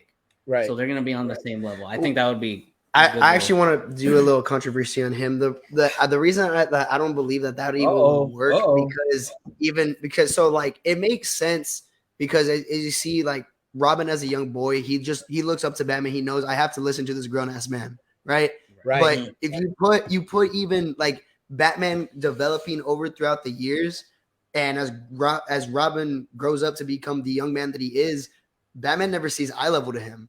He's always that's my sidekick. So it wouldn't even work out in that sense of a manner that there's always not even going to be that kind of bond that he gets more from a father-son bond than he's going to get from a brother-brother bond, because it's just Batman's going to be the alpha throughout it all. Right. Still be constant rivalry. That's why on me and Double A here on Just Another Friday Night, we're big proponents for Nightwing, because we always say, look, this guy had so badly to get out of Batman's shadow, he took up a new name, new suit, goes to a new town to essentially be the Batman of that town again, but by making his own persona and doing his own thing, because it's like exactly like you guys said, as long as they're underneath him, he's always going to look at them that way, like, oh, you're my son. But I'm more interested to see the relationship between Batman and someone that he considers as an equal, like as a brother.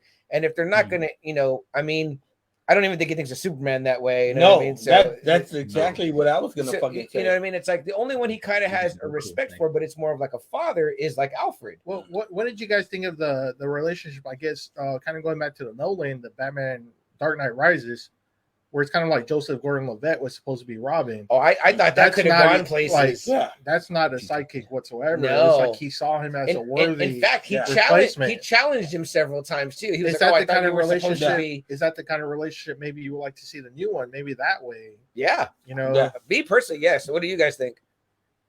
That's straight up a path that you'd go like straight to Nightwing. You wouldn't even do a Robin path with it. Yeah. That's just because like he's just there. They don't need to have that much of a. I mean, like Batman didn't raise the dude. He's a grown ass man already. So and he's just already on the force. So if anything, he probably sees him as a. I mean, of course, this is just my perspective as a younger developing relationship of how he has with Gordon. But of course, just seeing it like that, and then just making like, oh well, if you see it, Gordon's my eye to eye. If you really see it, like that. Okay, that's my partner. Yeah. In this movie, definitely. Yeah. No, coming with have y'all watched any Joseph, of the animated Batman? The animated Batman, like which ones? A lot of them I have. Yeah. Justice League Dark, all those Apocalypse War. Y'all seen that? Oh, the new ones, the new animated ones that came out. Yes. Have y'all? Yes, I've seen those. Okay. Yeah, I mean, I like that relationship between Batman and Damian, where it's almost adversary, like he's like, Batman becomes the Robin in this story, and he's telling him like, hey, you don't have to go that dark. And Damian's like, no, we're fucking going there. And Batman's almost pulling back, telling him like, once you go there, you're not going to come back from that. You know what I mean? I like that fucking story of it. Like that aspect. I tell Chuck all the time, I mean, I'm a big fucking crybaby about this shit, but I watch Apocalypse War and I cry for that shit every time. Yeah. Justice League versus Teen Titans, the relationship, the father-son relationship between Batman and Damian. Oh man, it hit some places for me. Let me get to some comments real quick, guys. So we had regarding, I think when we said skip the Dick Grayson, Adrian said, I like that hashtag skip the Dick. That's funny. And then he says, Ben Whishaw? Yeah, so Boy said that. So he plays Q in the new James Bond movie as Robin. Okay. So there's that. I saw the picture. I could see that. Ben Whishaw. It's got to be a younger guy. Corey has a side note here regarding pop culture news. He says, the director of Deadpool is going to be Sean Levy, who directed Free Guy and the new movie on Netflix. Right. Yeah, I heard that came out earlier. That's good. I haven't seen Free Guy, but if they were a good team, then you saw it in theater. Yeah, right? I did. Yeah, I'm like, okay. I guess he's very PG-13, so okay, I guess. Yeah, I don't know if that's going to work for Deadpool, right? But we've seen other stranger stuff happen with other directors. Yeah. Adrian also mentions the Flashpoint paradox, which is great. That's one of the those things that a better Flash type story. You know what I mean? So, but I hate Ezra Miller. Yeah. All good stuff, man, regarding the Batman. It sounds like. What are you guys' final thoughts on the Batman? I mean, obviously, we can go hear your episode for ourselves. We can find the link at go to your Instagram and find the link directly to your Spotify, right? That's us. So tell us a little bit about, guys, what inspired the show and what made you guys want to get started. I mean, like we said, even on the first episode, Brandon and I have known each other since we were in kindergarten. Yep. Nice. And then like our bond between Spider-Man really sparked something up. We weren't the bestest of friends. I mean, we had like different other friend groups or whatever, but that kept on coming back to us. And now down the road, we really see what real true friendship can bring and what kind of products we can produce off of that, and we continue to do this. Now we see now it's just like an every week thing that we just see each other now. But we're just doing this podcast for us, if we're being completely honest. Like we used to do, even like before we did the podcast, the new movies that would come out, we'd go see them sometimes, just because we were the only two that we knew that liked superheroes that much. So we'd go watch the movies, and then we'd have our little discussions about it. And I think one time one of us were just like, why don't we put our talks out to the public, like, so more people can hear it. And so that's kind of what kickstarted this whole idea. And we know that we're like late to the game. There have been other podcasts, other YouTube channels, all the other stuff. But like, of course, like you said, there's so much. It's kind of awesome that we can start now because there's so much so much stuff coming with movies, superheroes, video games, anime.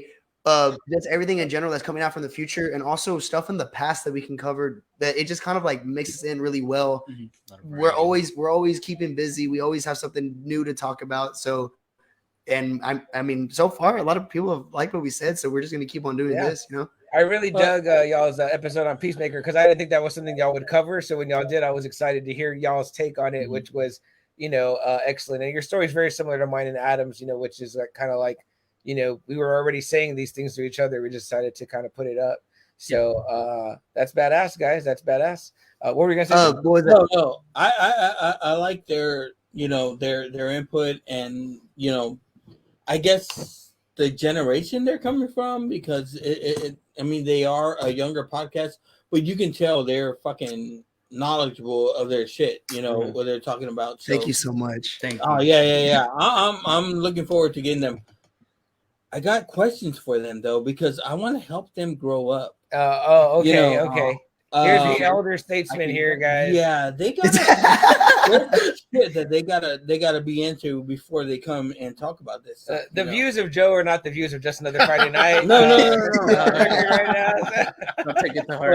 So go watch this. Watch some of our older movies.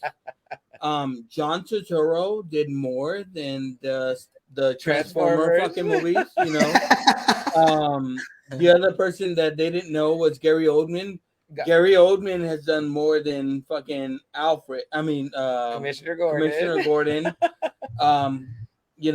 So I look forward to helping these guys grow, because coming from San Antonio, we all gotta fucking support each other. I appreciate. That's what I appreciate the most, man. You know what I mean? You guys are from here.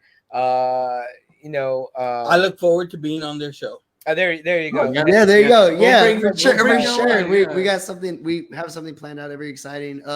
If we can, we actually just want to say that episode 10 is coming out on Sunday. So we just want to do we're doing a little kind of like fun little game. We're actually having 2 guests that we had in the past come on.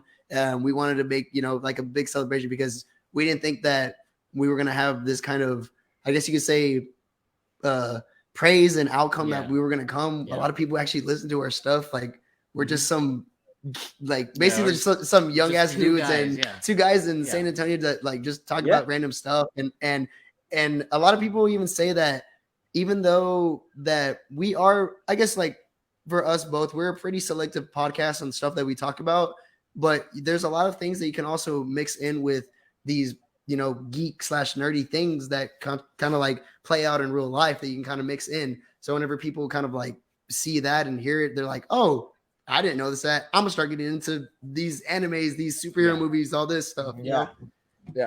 When I'm listening to you guys, I'll write down some stuff, especially from your anime episode, because it was after that episode, which I think was your episode 2, that my girlfriend has she has 3 adult sons. 2 of the older ones are close to you guys' age, I think.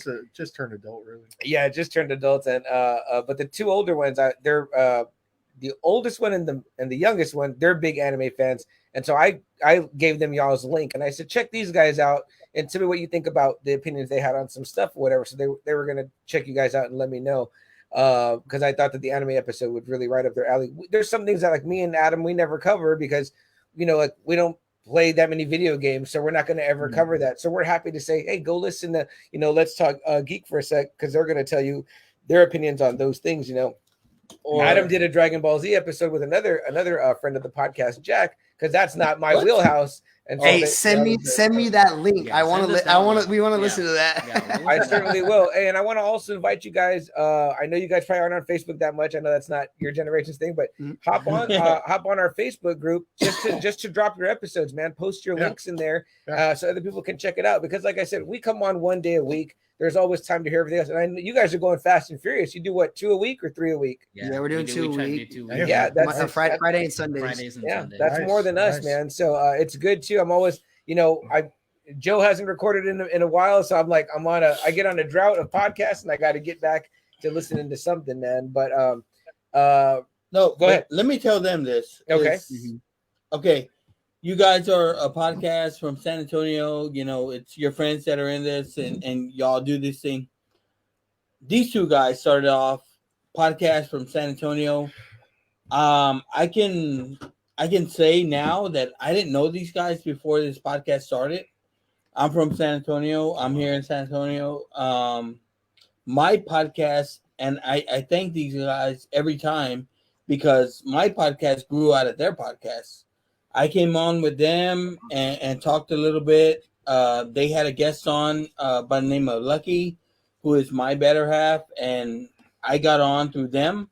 So I jokingly we call these guys our podfathers, but my podcast grew out of them, just as the way as your podcast is probably going to grow a podcast out of that. So just keep doing your shit, man. Like I like your guys' takes. Thank you. I would advise against eating throughout the fucking episode, like one of you did the other day. I get like really like anxious and like, no, and stuff like that. There's actually I know my brother here, and we have a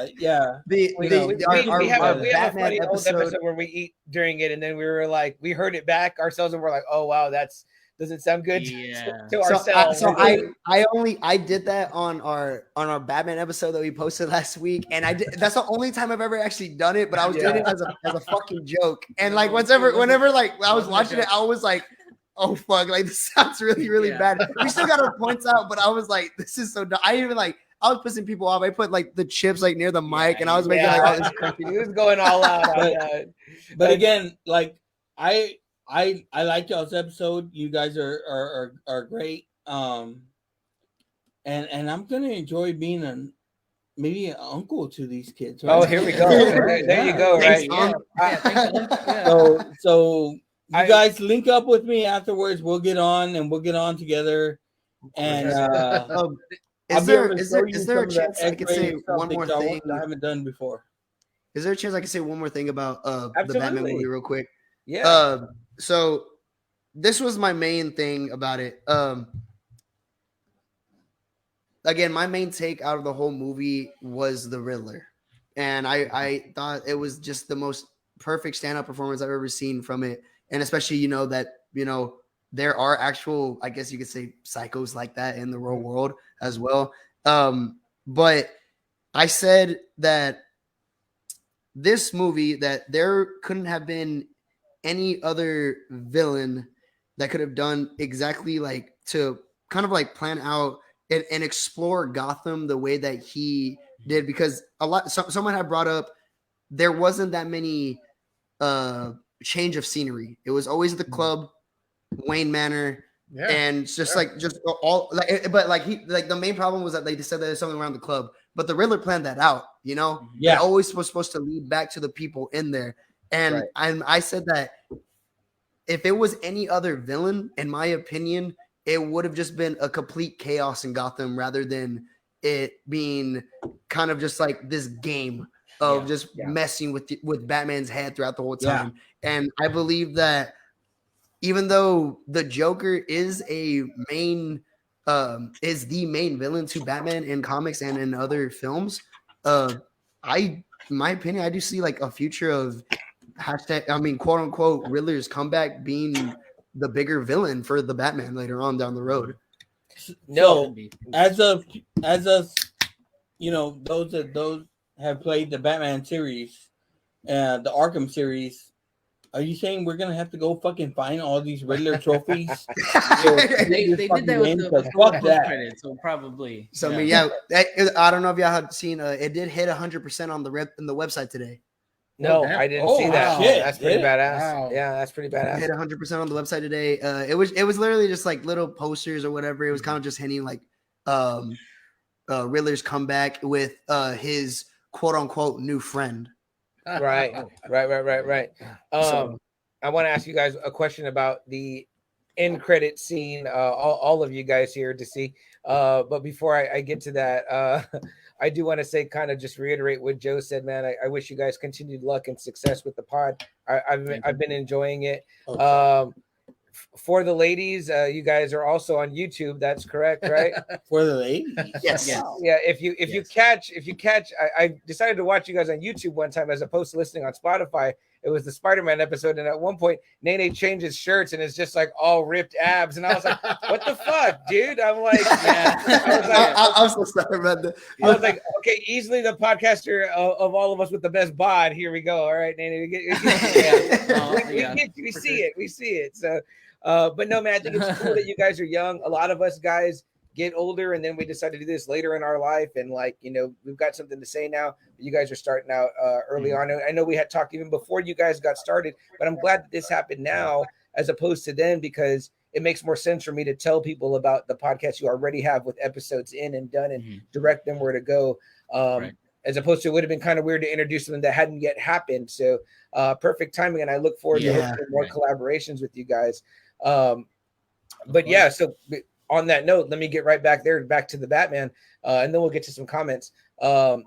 What did you guys think about that end scene? I liked that it wasn't a traditional like Marvel-ish end scene, but did you guys go to the website? Did you solve the riddles? Did you Yes. Yeah. I'm gonna be honest. I saw the riddle. I waited for IGN to post something. I was like, I'm not gonna go through all the trouble right now. We didn't decipher it ourselves, but it's I mean, it's different, Different? I like it. I mean, it wasn't too much. It was a cool riddle, but it wasn't hinted towards anything, Okay. It wasn't like anything big that we didn't already know from the movie, but it was just cool to continue that, like, oh, something, I guess something big is coming. We just don't know what it is. Right. I kind of like the idea of like it being interactive, like, well, you got to go do this versus you just watched a scene. You know what I mean? So I dig that. Brandon, what did you think? I kind of the same thing. I like the more interactive thing, and I think that ties back to I kind of want to something that Joe said like earlier on to the podcast about being so in depth in the movie. When I was watching it, like same thing with the time frame. You're not thinking about the time whatsoever. I was so invested in it that I was wanting to figure it out, like trying to puzzle everything together. And then when Batman does it, it's like crazy. But no, I really like the post-credit scene. How I hope they really keep doing that. Actually, keep doing little teasers like that, as opposed to putting, like, for instance, obviously the Joker scene probably would have been a post-credit scene. That seems like a scene that would have been a post-credit scene. Right. And I really like that they didn't put that as a post-credit scene because, again, that is what we're used to with Marvel, and it's cool that they switch it up. I think it draws a lot of the crowd more into the movies. Yeah, so. I like to tie in on that. For the longest time, we've heard about WB or DC. The way they run their movies is they cut a lot of it out. We saw a lot of it with the Snyder Cut. For me, as a fan, I was happy that they let a lot of this shit in. They let Matt do what he wanted to do with the movie. Right. So I was happy to see all that stuff in. I know there's a couple of deleted scenes that we're going to see eventually, and that scene with the Joker I mentioned is coming out.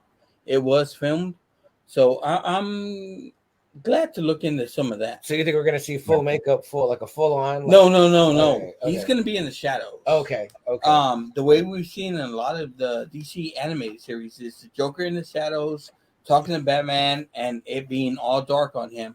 His reveal won't be till the next movie. Okay, I like it. I also loved on you guys' episode. You made specific reference to the Harley Quinn show on Yes. HBO Max, which is fucking outstanding. It doesn't get It's a fucking phenomenal watch. Like I'm waiting for season 3 to come out. Yeah, like it's gonna go crazy. Yeah, that's another great clay face right there with the English accent. Yes. King Shark on that series is fucking the nuts for me. Yeah. I love that motherfucker. King Shark is great on there too. Double A, what did you think about the end credit scene? How was that for you? Just cool. Just cool. Did you go look it up and all that? No. You know, you're good with like, okay, there's something. I let other people do that shit. Yeah, I was like, nay. I was like, I'll just wait. Yeah, I'm no Batman, so you know, despite the eye makeup. Yeah. Few comments here, guys. Adrian says 90% bat. Go ahead, Double A. 90% bats, barely any Bruce Wayne the whole movie, showing him hardcore as a detective. And there was a heavy vibe of the Arkham games as far as the chingones. Chingazos. Yeah, I like that. That's my boy. And then Corey comes in and goes, y'all guys have fun. You know my love-hate for DC. I'll wait till Battinson comes to HBO Max. Which is next month, right? Well, yeah, I was like, wow. All the watching we want. Yeah. But he says he's looking forward to Moon Knight. Yeah. And then he says he's known CM for a very long time. Yes. Then it says, great job, guys. Really enjoyed today's episode.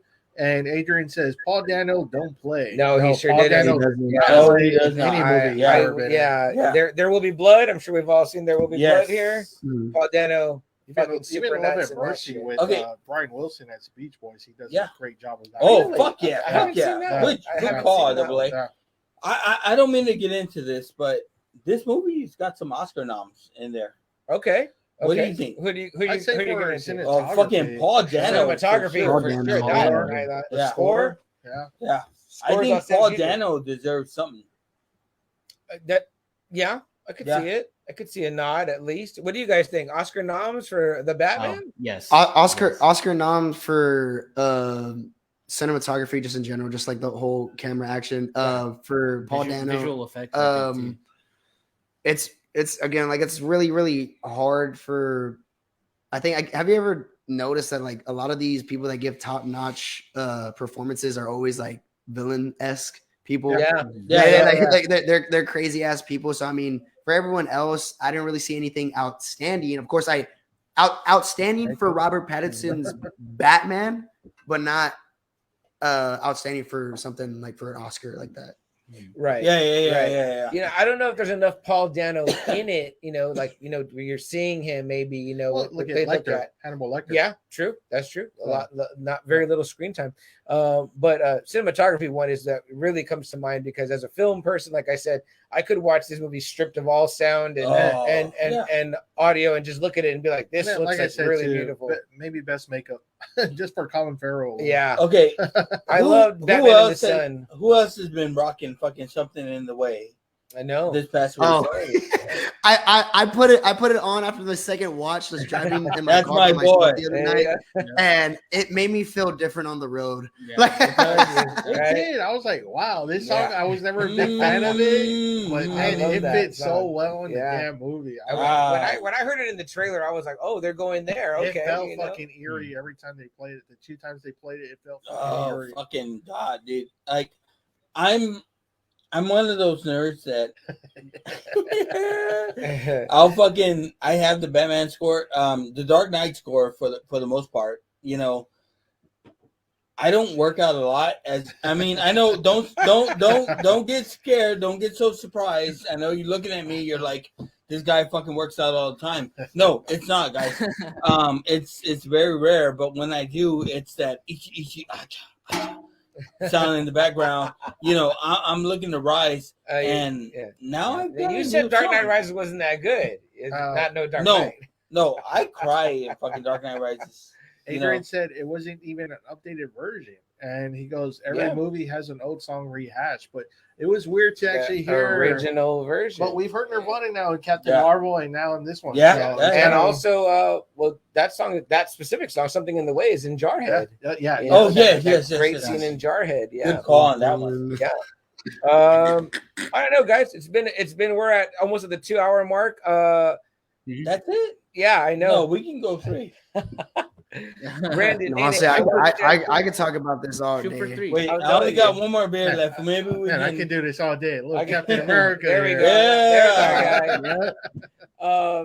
guys, give me your final thoughts on the Batman, and then I'll let you plug your show and say anything else that you want to say, or any other things that, again, I'm not cutting us off.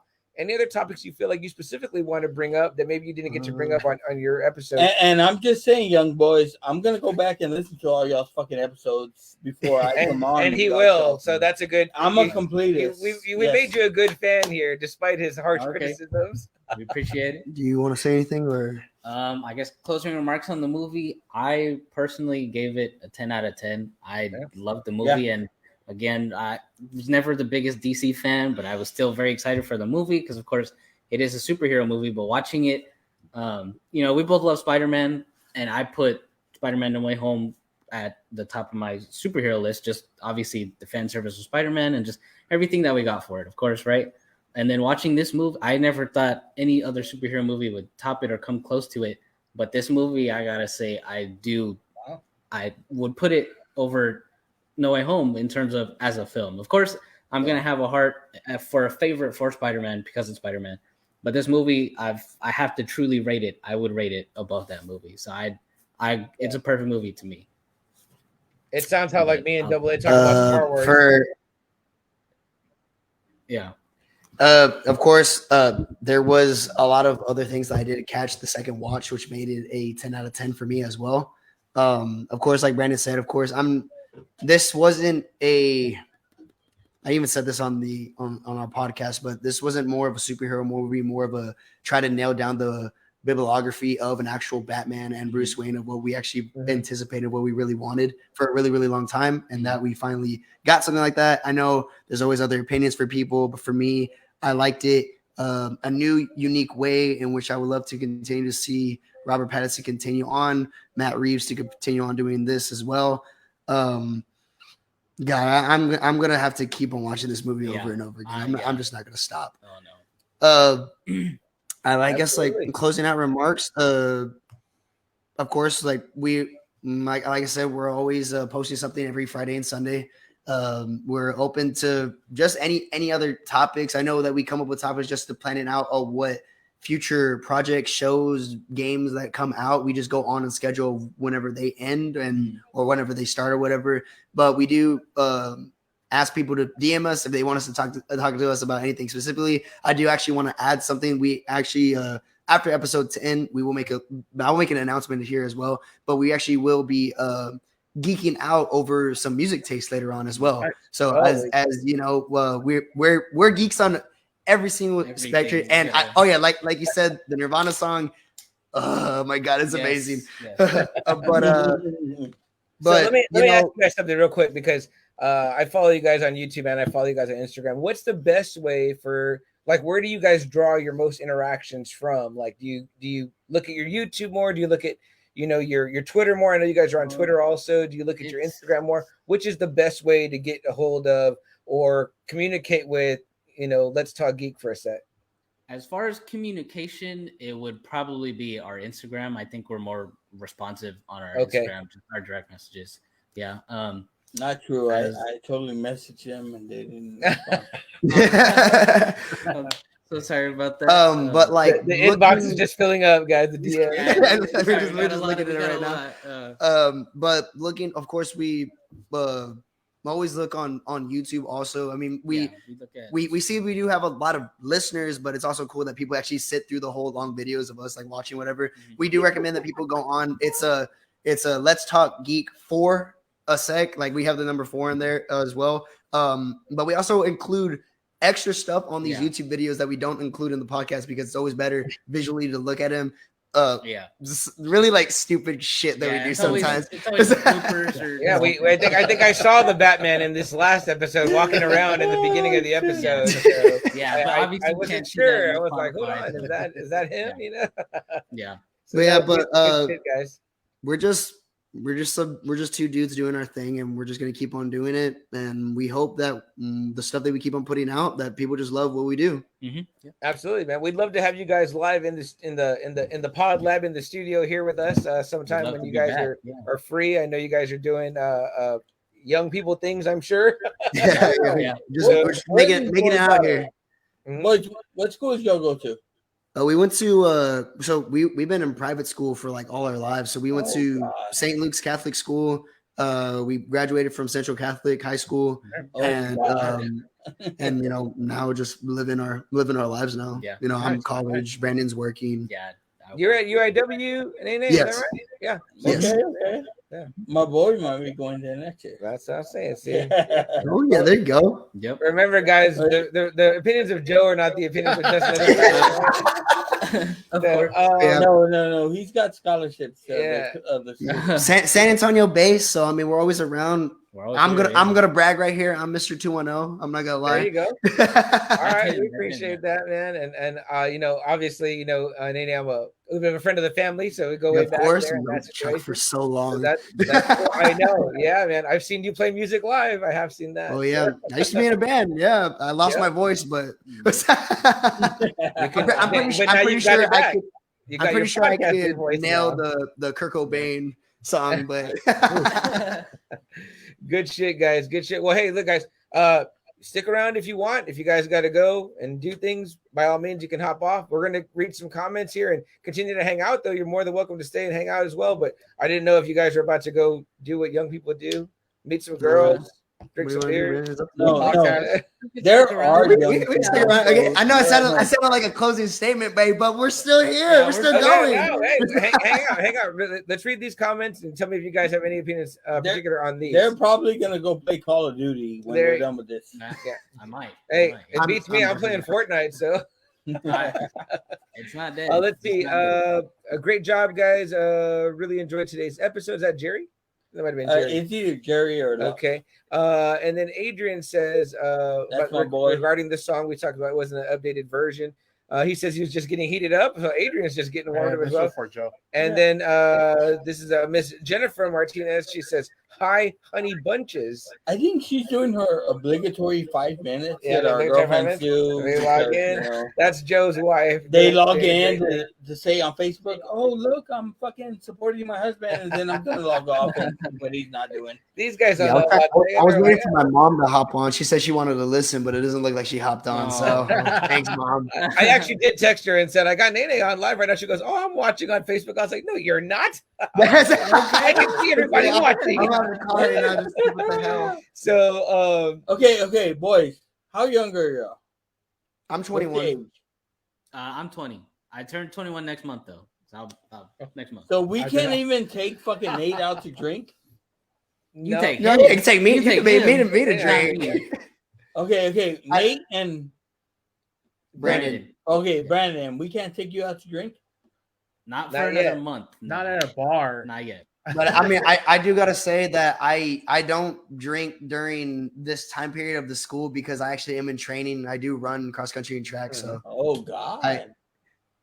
Fair. He's legit, man. I told you. I told you the Spider-Man episode. I was like, I'm covering my eyes. We got a Bruce Wayne here. Nate can actually hang out with my son. I'll tell you. Oh yeah. If anything, like nerds that don't fucking drink or smoke. I have tried to convince so many people, like if I were to be in some type of superhero movie, what part I could play, because I think I can act at sometimes I can act over there, but the person that I am and the energy that I have two great friends. I'm gonna shout out Glenn and Wyatt if they they ever see this video or anything like that. But they always say that I have a very distinct laugh and where I can raise it up to a point where if I were to be in white paint and green hair, I could be a Mexican Joker. There it is. Yeah. Your laugh reminds me very much of your mom's, who, by the way, commented right now, says, "I've been on. My comments must not be showing my name." She's correct, because I think she's watching through our Facebook group, and you got to be watching on YouTube or on the Facebook page in order to the name to show. I don't know why that is. I'm still learning this. Love you, Mom. Thank you. Yes, shout out to Annabelle. We appreciate you. Adrian says the Blue Oyster will let us in. Oh, okay. Not familiar with that establishment. Police Academy reference there. Yeah. Terrible. That is my guy. Let me see here. So I think that we're caught up on comments. But yeah, guys, like I said, feel free to drop your links in our Facebook group anytime, and we'd love to have you guys on. We're not going anywhere. But Joe, do you have any major talking points regarding the Batman? Final thoughts? Things that we didn't say already that What you know what? I haven't heard anything that you did not like about it. Come on. Again, there's got to be something. I know there was stuff that could be cut. You know, okay. I know there's a way this movie couldn't be shortened. You know, I'm a fan of the Kevin Smith movies. Even he has said, you know, there's stuff that could be cut out of this. I know there's stuff that could be cut, but I'm so happy for everything that was left in. The big part of me was because they cut so much of the Snyder stuff, and they let Matt Reeves do what he wanted to do. Sure, and he gave us. I'm not saying it's a perfect movie, but it's close to that. You know what I mean? I think people get too wrapped up in Batman as Batman, and they forget that Batman is like a detective and Batman is like a street level crime fighter. So, you know, people are quick to say what things are missing about the movie, and I'm like, well, what about the things you got instead? You got this, you know, serial killer type villain. You got this mystery going on, you know, these riddles, this, you know, a detective story. And I think that's a great addition, you know. I must say this. You know, I'll go into my history with the Batman. I was about 1988. You know, my parents just divorced. I moved to a fucking side of the neighborhood that I never lived on. I found this comic book shop. This comic book owner, this shop owner, fucking talked to me about, you know, becoming he told me you're not reading the real Batman. Your Batman is just Adam West. Let me show you the real Batman. What came out in 88, Adam? In 88? 88, 89, Batman. For Batman? The movie? No. Before that. Dark Knight fucking Returns. Oh, the Dark Knight Returns. Oh, the comics. Oh, so okay. This fucking comic book shop owner who I fucking owe probably half of my life to fucking told me, you know, this is the real Batman that you need to see. I read The Dark Knight Returns, and that's the Batman for me for the rest of my life. So I read him. The next year, I saw Batman 89. You know, I saw Batman 92, Batman Returns, went into Bell's Batman, everything like that. For me, Pattinson is the most fucking accurate fucking Batman I've ever seen as far as a comic book fan. Guys, what do you think about the Doctor Strange movie trailer that you've seen so far? Holy shit. We are very excited for that one. There's so much to unpack in the trailer, and you know how Marvel hides everything, so it's hard to think about because we don't know what they're hiding. We don't know what's actually going to happen, how they change up scenes. We don't know how it is. What do you think is going to happen? What do you think is going to happen? That's a good question. I haven't even thought about what could happen. If what I hear rumors and they fucking kill off Tobey Maguire in this fucking movie, I'm gonna rage shit. I'm gonna find Sam Raimi. I'm gonna slap the fuck out of him. Yeah. Why? I don't get it. I don't get like some of these rumors that actually do like square up. Like, again, they're cool. Brandon's a real big on theories and all that stuff. Me, I just wait until something comes out. If I get shocked, but hearing stuff like that, especially for a well-known, before even any of this universe was built, a solid character, especially for Spider-Man. I know a lot of people give a lot of hate to Tobey Maguire, but for someone that people had grown up with, and this is their and my Spider-Man, why would you kill him off in a way that out of nowhere in just a random ass movie and not give him a proper send off, you know? I don't know. Yeah, that's weird that they would kill off Toby. You would think that maybe they would make more movies with Toby, considering how popular No Way Home was. What do you guys think about maybe starting characters coming out? Maybe someone from the X-Men franchise or Deadpool, like they keep saying. I have no doubt that Hugh Jackman's going to be back. You think so? Hugh Jackman's definitely going to be on. Of course, we already know that Patrick Stewart's on. We already hear his voice. Yes. That was I think that like now that they're putting in so much stuff into this universe, they're really not holding back on secrecy anymore. And they shouldn't. Honestly, they shouldn't. Yeah. You know, I mean, why not use all those characters? Now I'm hearing that maybe Ghost Rider might pop up. Maybe Deadpool might pop up. Sure. I mean, that's If kind of Nick Cage, If Nick Cage comes back, I would hope not. I would hope not. I would Him. flip my shit. You know, one of our favorite things to do on here, guys, is me and Double A will kind of go back and forth with, like, you know, our dream castings. Like, who would you cast in a certain role? I'll start with you, Brandon. Do you have a casting for Ghost Rider that you'd prefer? Obviously, almost anybody. And no hate against Nick Cage, because that new trailer for his new movie looks good, where he's playing himself. You know, but do you have a casting you would think for Ghost Rider that would be suitable? The only one that can really come to mind, and it's not even my idea, but I saw it off a post. Someone had said Keanu Reeves as a Ghost Rider, and I was not opposed to the idea. I liked it. I think I could see it, really. I could see that. I definitely could see that. I would stick with that. Yeah, I think I'd stick with that one. Yeah, I like dude from fucking Walking Dead. Daryl. Yeah, that too. Yeah. Oh, Norman Reedus. Norman Reedus would be. Yeah, he'd be a good Ghost Rider. Dana, do you have a Ghost Rider casting that sits right with you? I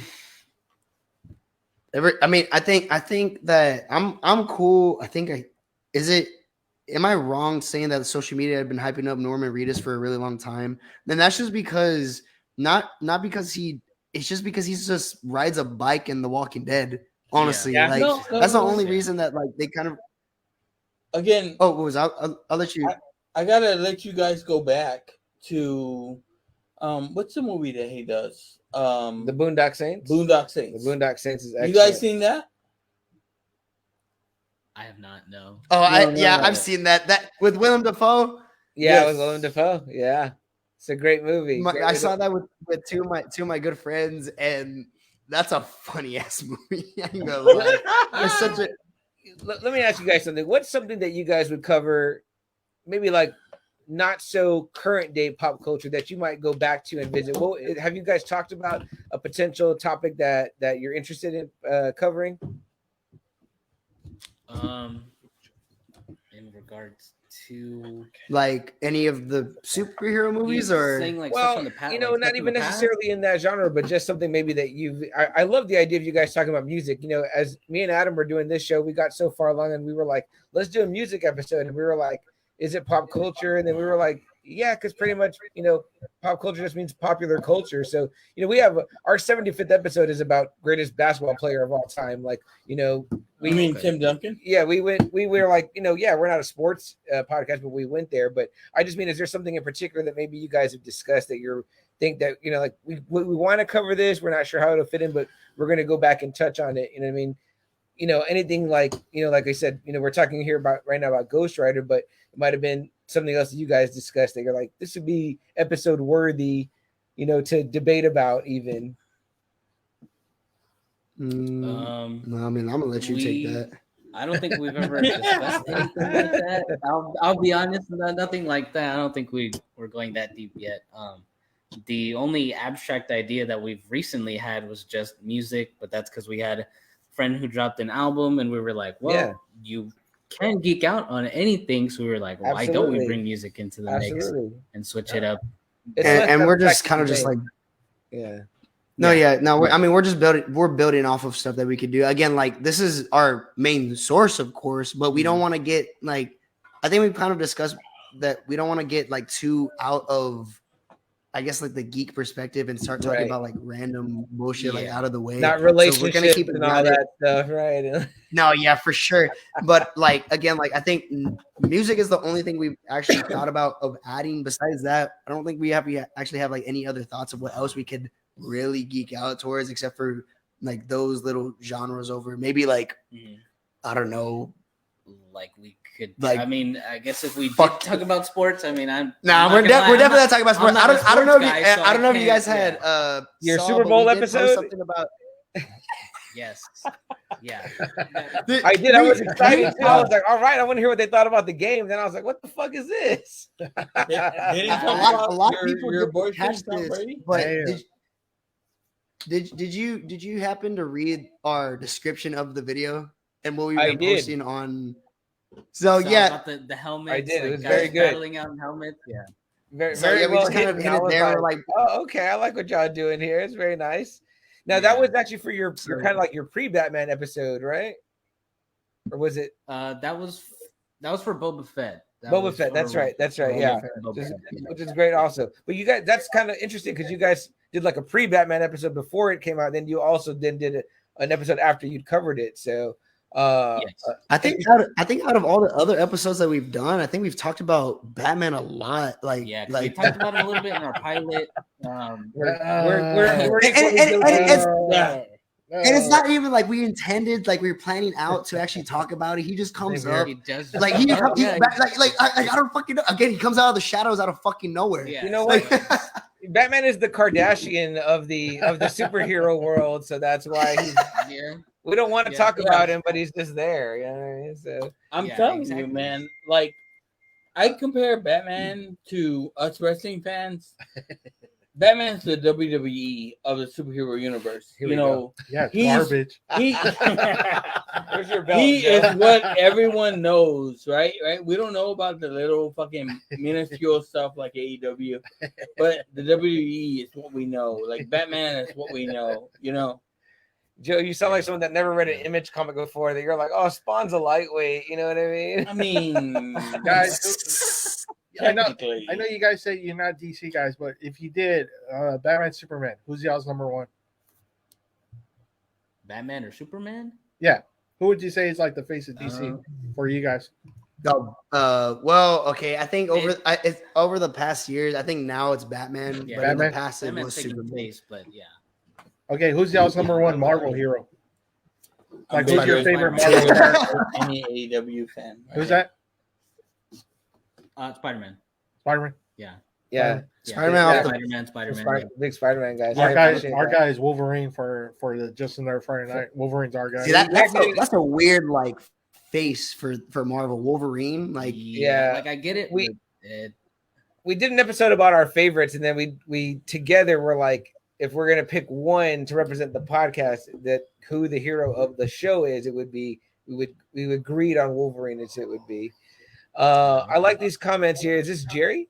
Yeah, that's from Jerry. So he goes. Do we already read these? I'm sorry, I got here kind of. No. Okay. He goes, if he was to play superhero, he thinks he can pull off Captain America or Cyclops. I agree with you, Jerry. Back to Batman, though, he goes, overall, I thought it was a great movie, even though I didn't like Bruce. The score worked in the film, but it's terrible as a standalone piece of music. Oh, wow. Interesting. Okay. And Jerry's a music guy. So yeah. He goes, the detective part worked. It was fantastic. Adrian mentions Frank Miller because Joe was talking about Dark Knight Returns. Okay. And then I think that's Jerry again. He goes, I wish his fighting skills were more nuanced. He seemed more brawler than martial arts expert. It was still impressive, though. I think with the thugs, though, you don't need to bring out the martial arts. Right. And you could work that in, though. You could work where he does additional trainings. Like maybe right now he's just into the brawling style, you know? Well, it was the clunky boots. Yeah, he talks about how he woke up every morning fucking working out on martial arts with Alfred. Yeah. You know, so again, he had skills, but you didn't need him maybe. Yeah.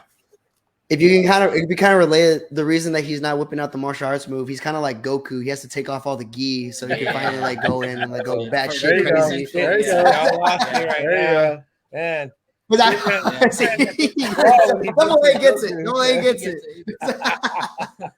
This is your guy. Adrian calls cheap heat on you, Joe. Right there. I think he's right. Yeah, that's that fucking Xbox heat. He also, okay, and he also says he would like to cast the singer from Rammstein as Dr. Doom. Interesting casting. All right, to say the least. Crystal's in the house. She says, "Hey guys, hey Crystal, hi Crystal," and then Adrian says, "Fuck off, Joe." All right.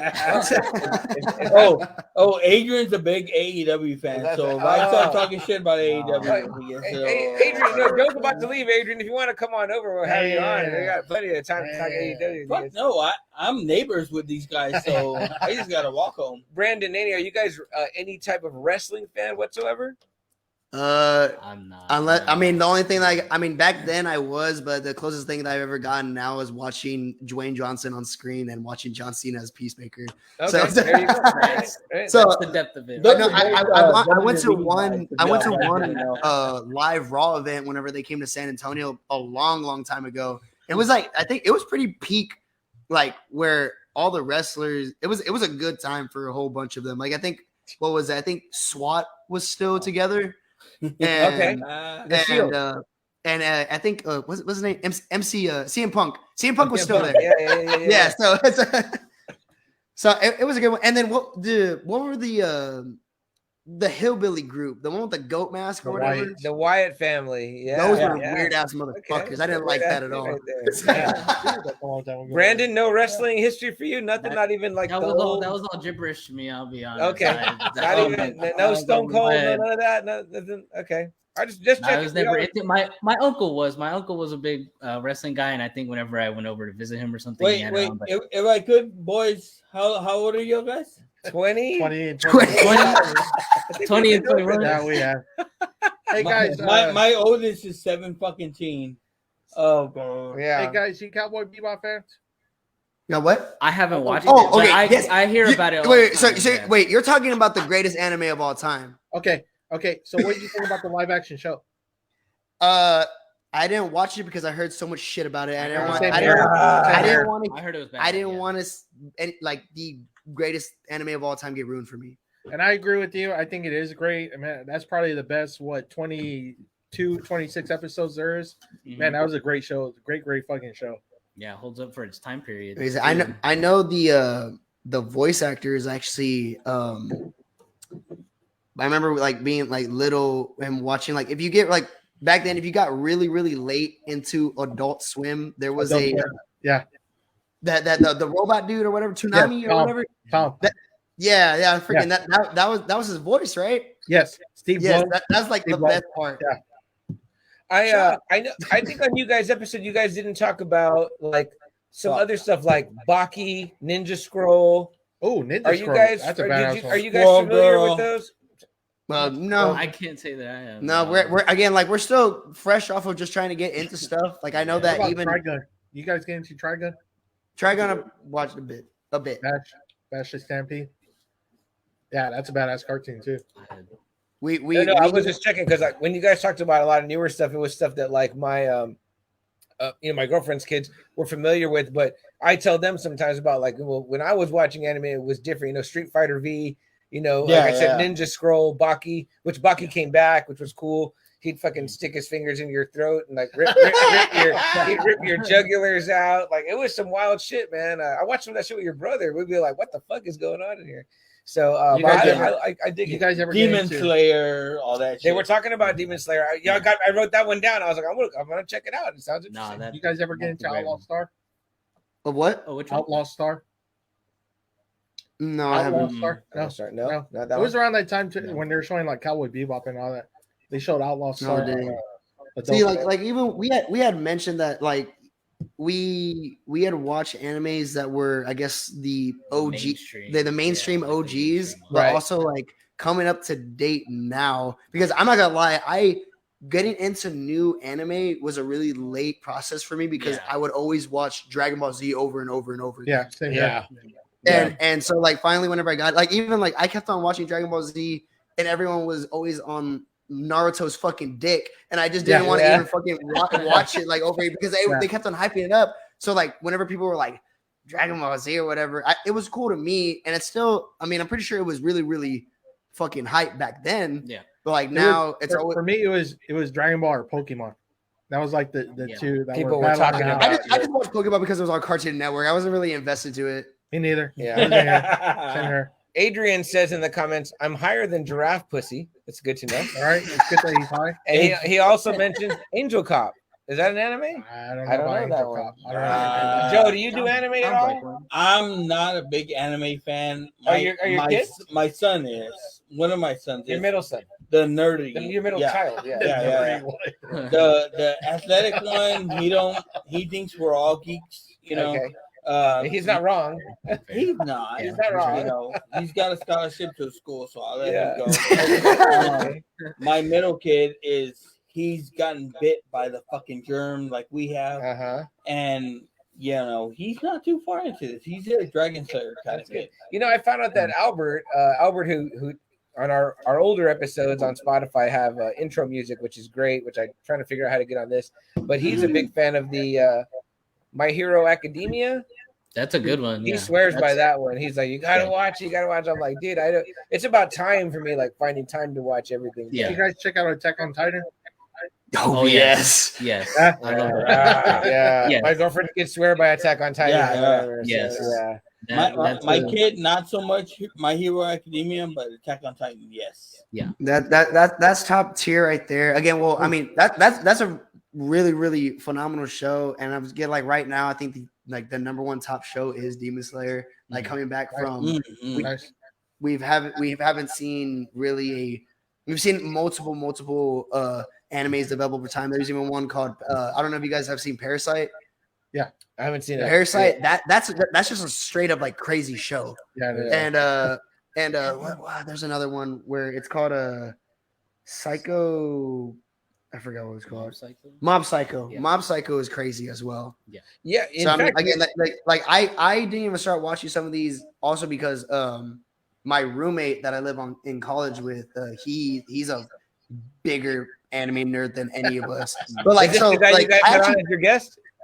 Yes, Josh. Yes, Josh. Yeah, but he came on for the video game one, and he still like wrecked our shit. I'm not gonna lie. You guys did great. This guy had a hard opinion. He said that this is the guy that said Avatar: The Last Airbender was the greatest show of all time. He said like of any. I was like over Game of Thrones. Like Game of Thrones, although it ended kind of weakly, still pretty fucking fantastic. You know nothing, Jon Snow. Yeah, I challenge. I've seen episodes of that Avatar. Now I haven't watched it all the way through, admittedly, but you know, Game of Thrones is pretty up there. You know, guys, honest opinion. Goku versus Superman. Who wins? Okay, so I think Goku's winning. I'll be honest. I would love Goku to win. Like from like every single aspect ever, but also keep going, Nene. It's okay. Keep going. Get there. No, he's gonna tell you. Superman's laying Goku out. I'm gonna be honest. And but the thing is that also I'm basing it off of. Have you guys ever been familiar with a channel called Screw Attack? No. They do complete backgrounds on every single character where they put them against death battles. Okay. And so they've done 2-parters of Goku versus Superman, and the highest that Goku went on the first episode was Super Saiyan 4 on the and Superman wrecked his shit, and then on the second episode he went up to Super Saiyan Blue, and Superman easily wrecked his shit again. And the reason they're saying that is because that Goku is limited to his he's limited to his abilities, but Superman's power is endless. Like you can't. Well, take Superman on Mars, and I'm pretty sure his son doesn't reach Mars. He's already built enough charge. But also the way that they're doing it, like if we're talking about real strategic battle, and we know Goku's a dumbass. Yeah. He'll not take it seriously, and he's just gonna go out there ball shit crazy. He's not fucking Batman. He's not gonna think this through. But like if you gave him honestly, if you gave Goku just my brain, he probably would be able to take Superman down. I love this comment right here from Adrian. He says, "Hey, you heard it here first on this podcast. I could be Superman." That's what he's saying. There we go. I like it. I like it. I'm Batman. There we go. And then we have Adrian in the comments who says Goku couldn't even touch Doomsday. Forget about Superman. Damn. Fuck Doomsday. Oh shit, guys! All right, I don't know. What do you guys think? We should probably wrap it up, right? We're at 2:30 here. It's a 2.5 hour podcast. We could ask you guys a bazillion questions about everything that we've debated about over and over again. Joe, what are your final thoughts on the Batman? Besides that, you gonna leave your wife for Rob Pattinson? Again, I cannot wait for what's coming next. Yeah. You know, it's a lot to me. I hate to compare it to it, but it's a lot like Batman Begins. Mm-hmm. When there's a lot of people that were on the fence of Batman Begins, but when Dark Knight came out, we were all there. Yeah. So I think it's a lot of that. I can't get over enough the Nolan verse. I love it as a trilogy. Like since I've seen all three now, I think about them as a whole, and I'm like, that's a really great movie series. Like, it's a pretty perfect trilogy. How often do all three movies are good? Very rarely. You know what I mean? Like all three of those are good. You can watch them by themselves. You can watch them together. You can watch them out of order, and it's still going to be great. Brandon, let's start with you. Of the two of Let's Talk Geek for a sec, Brandon, final thoughts on the Batman. I know we kind of did final thoughts earlier, but I mean, like your personal, like, you know, what you're maybe looking forward to, or what you really, really stood out to you about this particular movie. So again, I'll just reiterate, I think it's a 10 out of 10 movie. In my mind, it's absolutely perfect. I don't think there's a single scene in there that's really wasted. I think every scene in that movie has a purpose. Even the Joker scene, it served its purpose as introducing further story, basically. And whether or not they decide to bring Joker in immediately, I personally am excited for forgot what was it, Barry. I'm personally excited for how he's going to take on the role, because I forgot who it said. I think you said it, Chuck. You weren't very fond of his laugh. I kind of liked his laugh. The way he kind of built into it. Like, it started off at first, I was like, doesn't sound like a Joker laugh, but then he kind of hired the pitch. Rewatch it again. I really liked it. It actually did kind of give me an eerie, intimidating feeling. So I'm just excited for that future. But again, I don't want him to come in immediately. That's something that I think they need to build to, just like the whole Thanos situation. So, yeah, agree. I like that potential path for it. I think that'll be good. Yeah. Nene, what about you? Yes, I think George Clooney is an amazing Batman. Yes. JK, but man, like, what more can I say about this movie besides, of course, me and Brandon are on par with exactly how this movie went. Excited for the future, just really excited for anything. And I think one little opinion that I would like to make is that maybe kind of keep it to a Nolan-esque universe. So make it a Reeves universe, not a DC universe. I like that. I would like to see it like that. But I mean, if there is, and if they do plan on doing it right, and they do have the potential to make it part of the, make it a bigger universe again, it would be really interesting to see the adaptation of Robert Pattinson's Batman to that type of universe, but also don't ruin something pure already later down the road. Because I just don't want it to be a whole like Man of Steel incident, with that being like a great buildup of a great new universe coming in, and then just putting a whole bunch of bullshit together later on. Yep. And one little thing, I know that we I mentioned this earlier. You had said about why does Marvel get to get away with all this, funny, gloomy, all this other stuff or whatever. If you really see it, any other superhero really can get away with it in DC, except you have to protect the crown jewel, which is Batman, and you have to do right to his part. If you don't, if you can honestly, in my opinion, you can mess up anything else, just don't mess up Batman. Yeah, I appreciate the respect WB has for it. They're like, okay, you gotta respect that. So, Joe, what about you? Joe's 10 out of 10. 10 out of 10. Robert Pattinson's great. Fuck yeah, it gets our now watch this five tacos. Okay, I'm all in on it. It's on it. Double A, what about you? Great movie. Can't wait for the next one. Yeah, I think I'm of the same opinion too. Like, I'm ready for more of it. It was great. I like the high collar. I hope he keeps it. Got to keep that collar high. Like, that was something. The whole movie, I was like, damn, his high collar is that's really amazing. I like that. If he had a high collar, the whole other movies, it would have been great. I think you don't want to, like, I agree with all of you guys here. Don't mix it with the other stuff. But could we potentially have a scene in the Flashpoint movie where you just, like, maybe they're looking through, Flash is running by some timeline and he just sees the Pattinson one, like, out of the corner of his eye? Like, you really want to, like, ruin Battinson? like okay, it's really bad enough, and we'll get into this later on. Like, maybe if we ever get back again. I fucking hate Ezra Miller. I'm not gonna lie. Like, I hate him as the Flash. Like he is the goofiest motherfucker, like, in the world. And so if they put, like, him, like, even just grazing past Robert Pattinson. Yeah. I'm done. I quit the podcast. I'm sorry. Nene, you know you loved him in Peacemaker. He was so great in Peacemaker. Yeah, Well, I mean, he made it's not a rumor. It's not a rumor. Yeah, but I think I said the same thing in our Batman review. I said if I see Robert Pattinson in the Flashpoint movie, I said I'm walking out of the theater. I can't take it. Just walking out. Yeah, I'm walking out. Yeah. Hardcore. Wow. Hardcore, boys. Hey guys, I want to thank you so much for coming out tonight and talking with us. It's been great. Of course. Chuck, we want to say like a big thank you to you. Yes. We really take everything into consideration, even before we like started. Thank you for the advice you've given us so far. We really like we want to give you like a really big thank you because it's been crazy, and thank you for everything, bro. Yeah, thank you for having us on here.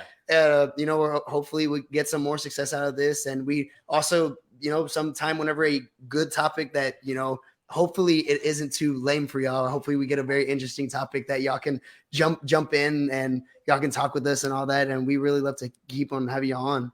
Yeah, let us know, man. We're always game to talk about anything and bring in like an older perspective. But also, if you guys ever need any help or want to talk about things offline, just regarding podcasting, shit that I've learned in the last 2 years, if this looks cool to you and you want to make this shit happen, I can help you guys with that, because I had to learn it like on the fly. And so I'm more than happy to help you guys so you can, you know, grow your brand and continue doing it. And my main thing is that the only thing I ask is that, like, you know, we're like a little network, like a little family here of podcasters, and just like, share, follow everyone else's stuff, man. And like, you know, that keeps the community going. Sometimes your first fans are just the other people doing what you're doing. And then, you know, you branch out, and then people that hear it from you branch out. Like I said, you know, Joe's got, you know, kids closer to you guys' age, you know, my girlfriend's kids. I mean, it's like, you know, and that's nothing, has nothing to do with your age at all, but sometimes people just connect better with people that are closer to their age. And so that helps. I mean, I think it's super rad. You guys are the first podcast I heard of guys that were your age doing this, because everyone I had heard had been around our age. So I really enjoyed it for that aspect. So if there's anything that we know we can do for you guys, we're happy to do it. Again, as far as I'm concerned, we're a podcasting community here in San Antonio, Texas, and we want to continue to branch that out. We want people to look at us as San Antonio as a beacon for, you know, pop culture podcasting. You know what I mean? Like, you know, we're not LA, we're not New York, but we're our own thing. And we want them to know that, you know, we're bringing in valid opinions. And earlier when you guys said, hey, we started doing this just for us, that's exactly how you start. And it's like, although you guys and us might talk about the same things, you're going to bring a whole different, you know, perspective and viewpoint and energy to it than we are. You know what I mean? So I love that when I hear you guys, it just comes with the exuberance again of youth, and just being like, you're almost so hyped you don't even have words, because you're just like, oh my god. Like, I just love hearing you guys geek over Spider-Man so much. Like, I was like, I wanted to go watch those movies again. I thought that was so fantastic. I watched it with my nephew. He sat next to me in the theater, and he literally, like, when Andrew Garfield came out, he's looking over me like he wants to see how I'm reacting. And when Toby comes out, he's looking over me. He's like, you know, what do you think? Because he knows I'm kind of like in my own way, like geeking out, you know what I mean? But I'm trying to be cool because I'm like, you know, uncle and stuff like that. But yeah, I was. And then like when I got a roll of tear, I got like turned away, you know. But it was cool. I watched it twice in theaters with him, and it was really awesome. So I appreciate you guys. Yeah, guys, it was. Thank you so much. Yeah, come back soon, guys. Come back soon. Of course, we'll be back. Yes, of course. Last few comments before we get out of here. Aaron B says, "What's up, my brothers?" And he says, "Oh hell yeah, Aaron B, we appreciate you being here, brother." Double A, anything else before we get out of here? Yeah, real quick. So the Spurs just won. So Greg Popovich is now the official all-time winners. Oh hell yeah! Shout out to Pop. Shout out to Pop. So we have a San Antonio man on the top of the list. The top of the list. Shit. Joe, before we get going, we gotta make sure that we talk about. Again, now watch this pod. You know, you go listen to our show. We cover movies from today to the 80s to the 90s. What are some of the movies? Renaissance Man. Well, if you want to hear their best episode, go listen to the Clerks episode where CM Chuck is a guest star on that episode, and it is outstanding. I promise you that. So again, go listen to us. We're coming back. Me and Chuck, me and Luck are trying to get our stuff together and get some new things going. So thank you guys, for having us on. Absolutely. Again, we're born from you guys, so a lot of credit goes to you guys. Luck, we wish you were here, brother. We know you had to work tonight, man. So that sucks. But next time we'll definitely get the whole squad on. Go back and listen to our episodes where we have Lucky and Joe on talking all about their podcast. And again, like I said, if you want to hear me on theirs, you can listen to me on their Clerks episode. So very good.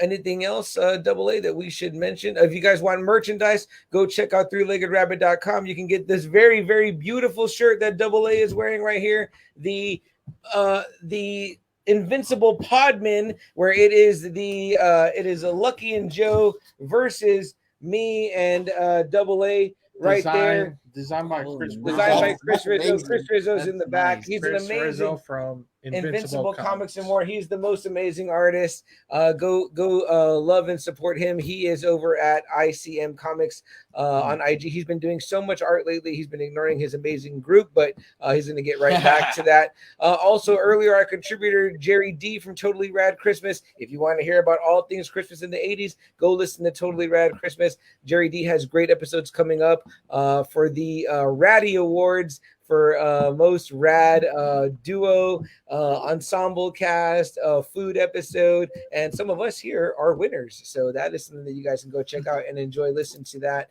I think that's it, guys. Something we like to say at the end of every episode, however, is that if you have something that you want to do, you want to make a podcast, you want to be like Brandon and Nene, you want to go out and do your own thing, seize the day, right? There's no time like the present to go out and do that. Do it now, carpe diem, right? Seize the day, guys. Yep. Dead Poet Society, great movie. If you guys haven't seen it, watch that as college men. The other thing we like to say, a little bit more relevant, maybe, comes from the great mind and mouth and heart of one Captain America himself, Steve Rogers, when he says, we're going to do it. You got to do whatever it takes to make that happen. Guys, for myself, it has been so much fun tonight talking to Batman. Do you guys think I'll get my ass kicked if I go out to a bar dressed like this? Yeah. No, you're gonna kick some ass. You're gonna kick some ass. Yeah, you're gonna do it. I'm vengeance, motherfuckers. All right, guys. We're gonna say goodnight for myself. CM Chuck. Double A. Joe from Good Now Joe. Watch This. And a good night from the Batman. Oh, from Brandon. There he is, the Batman. The Batman. Nene. I'm vengeance, but also I'm Nene. But thank you again for having us on the show. We really appreciate it. It was fun, guys. It was fun. Anytime, guys. You're always welcome. All right, Brandon and Nene from Let's Talk Geek for a sec. Guys, y'all have a good night. Good night. Peace.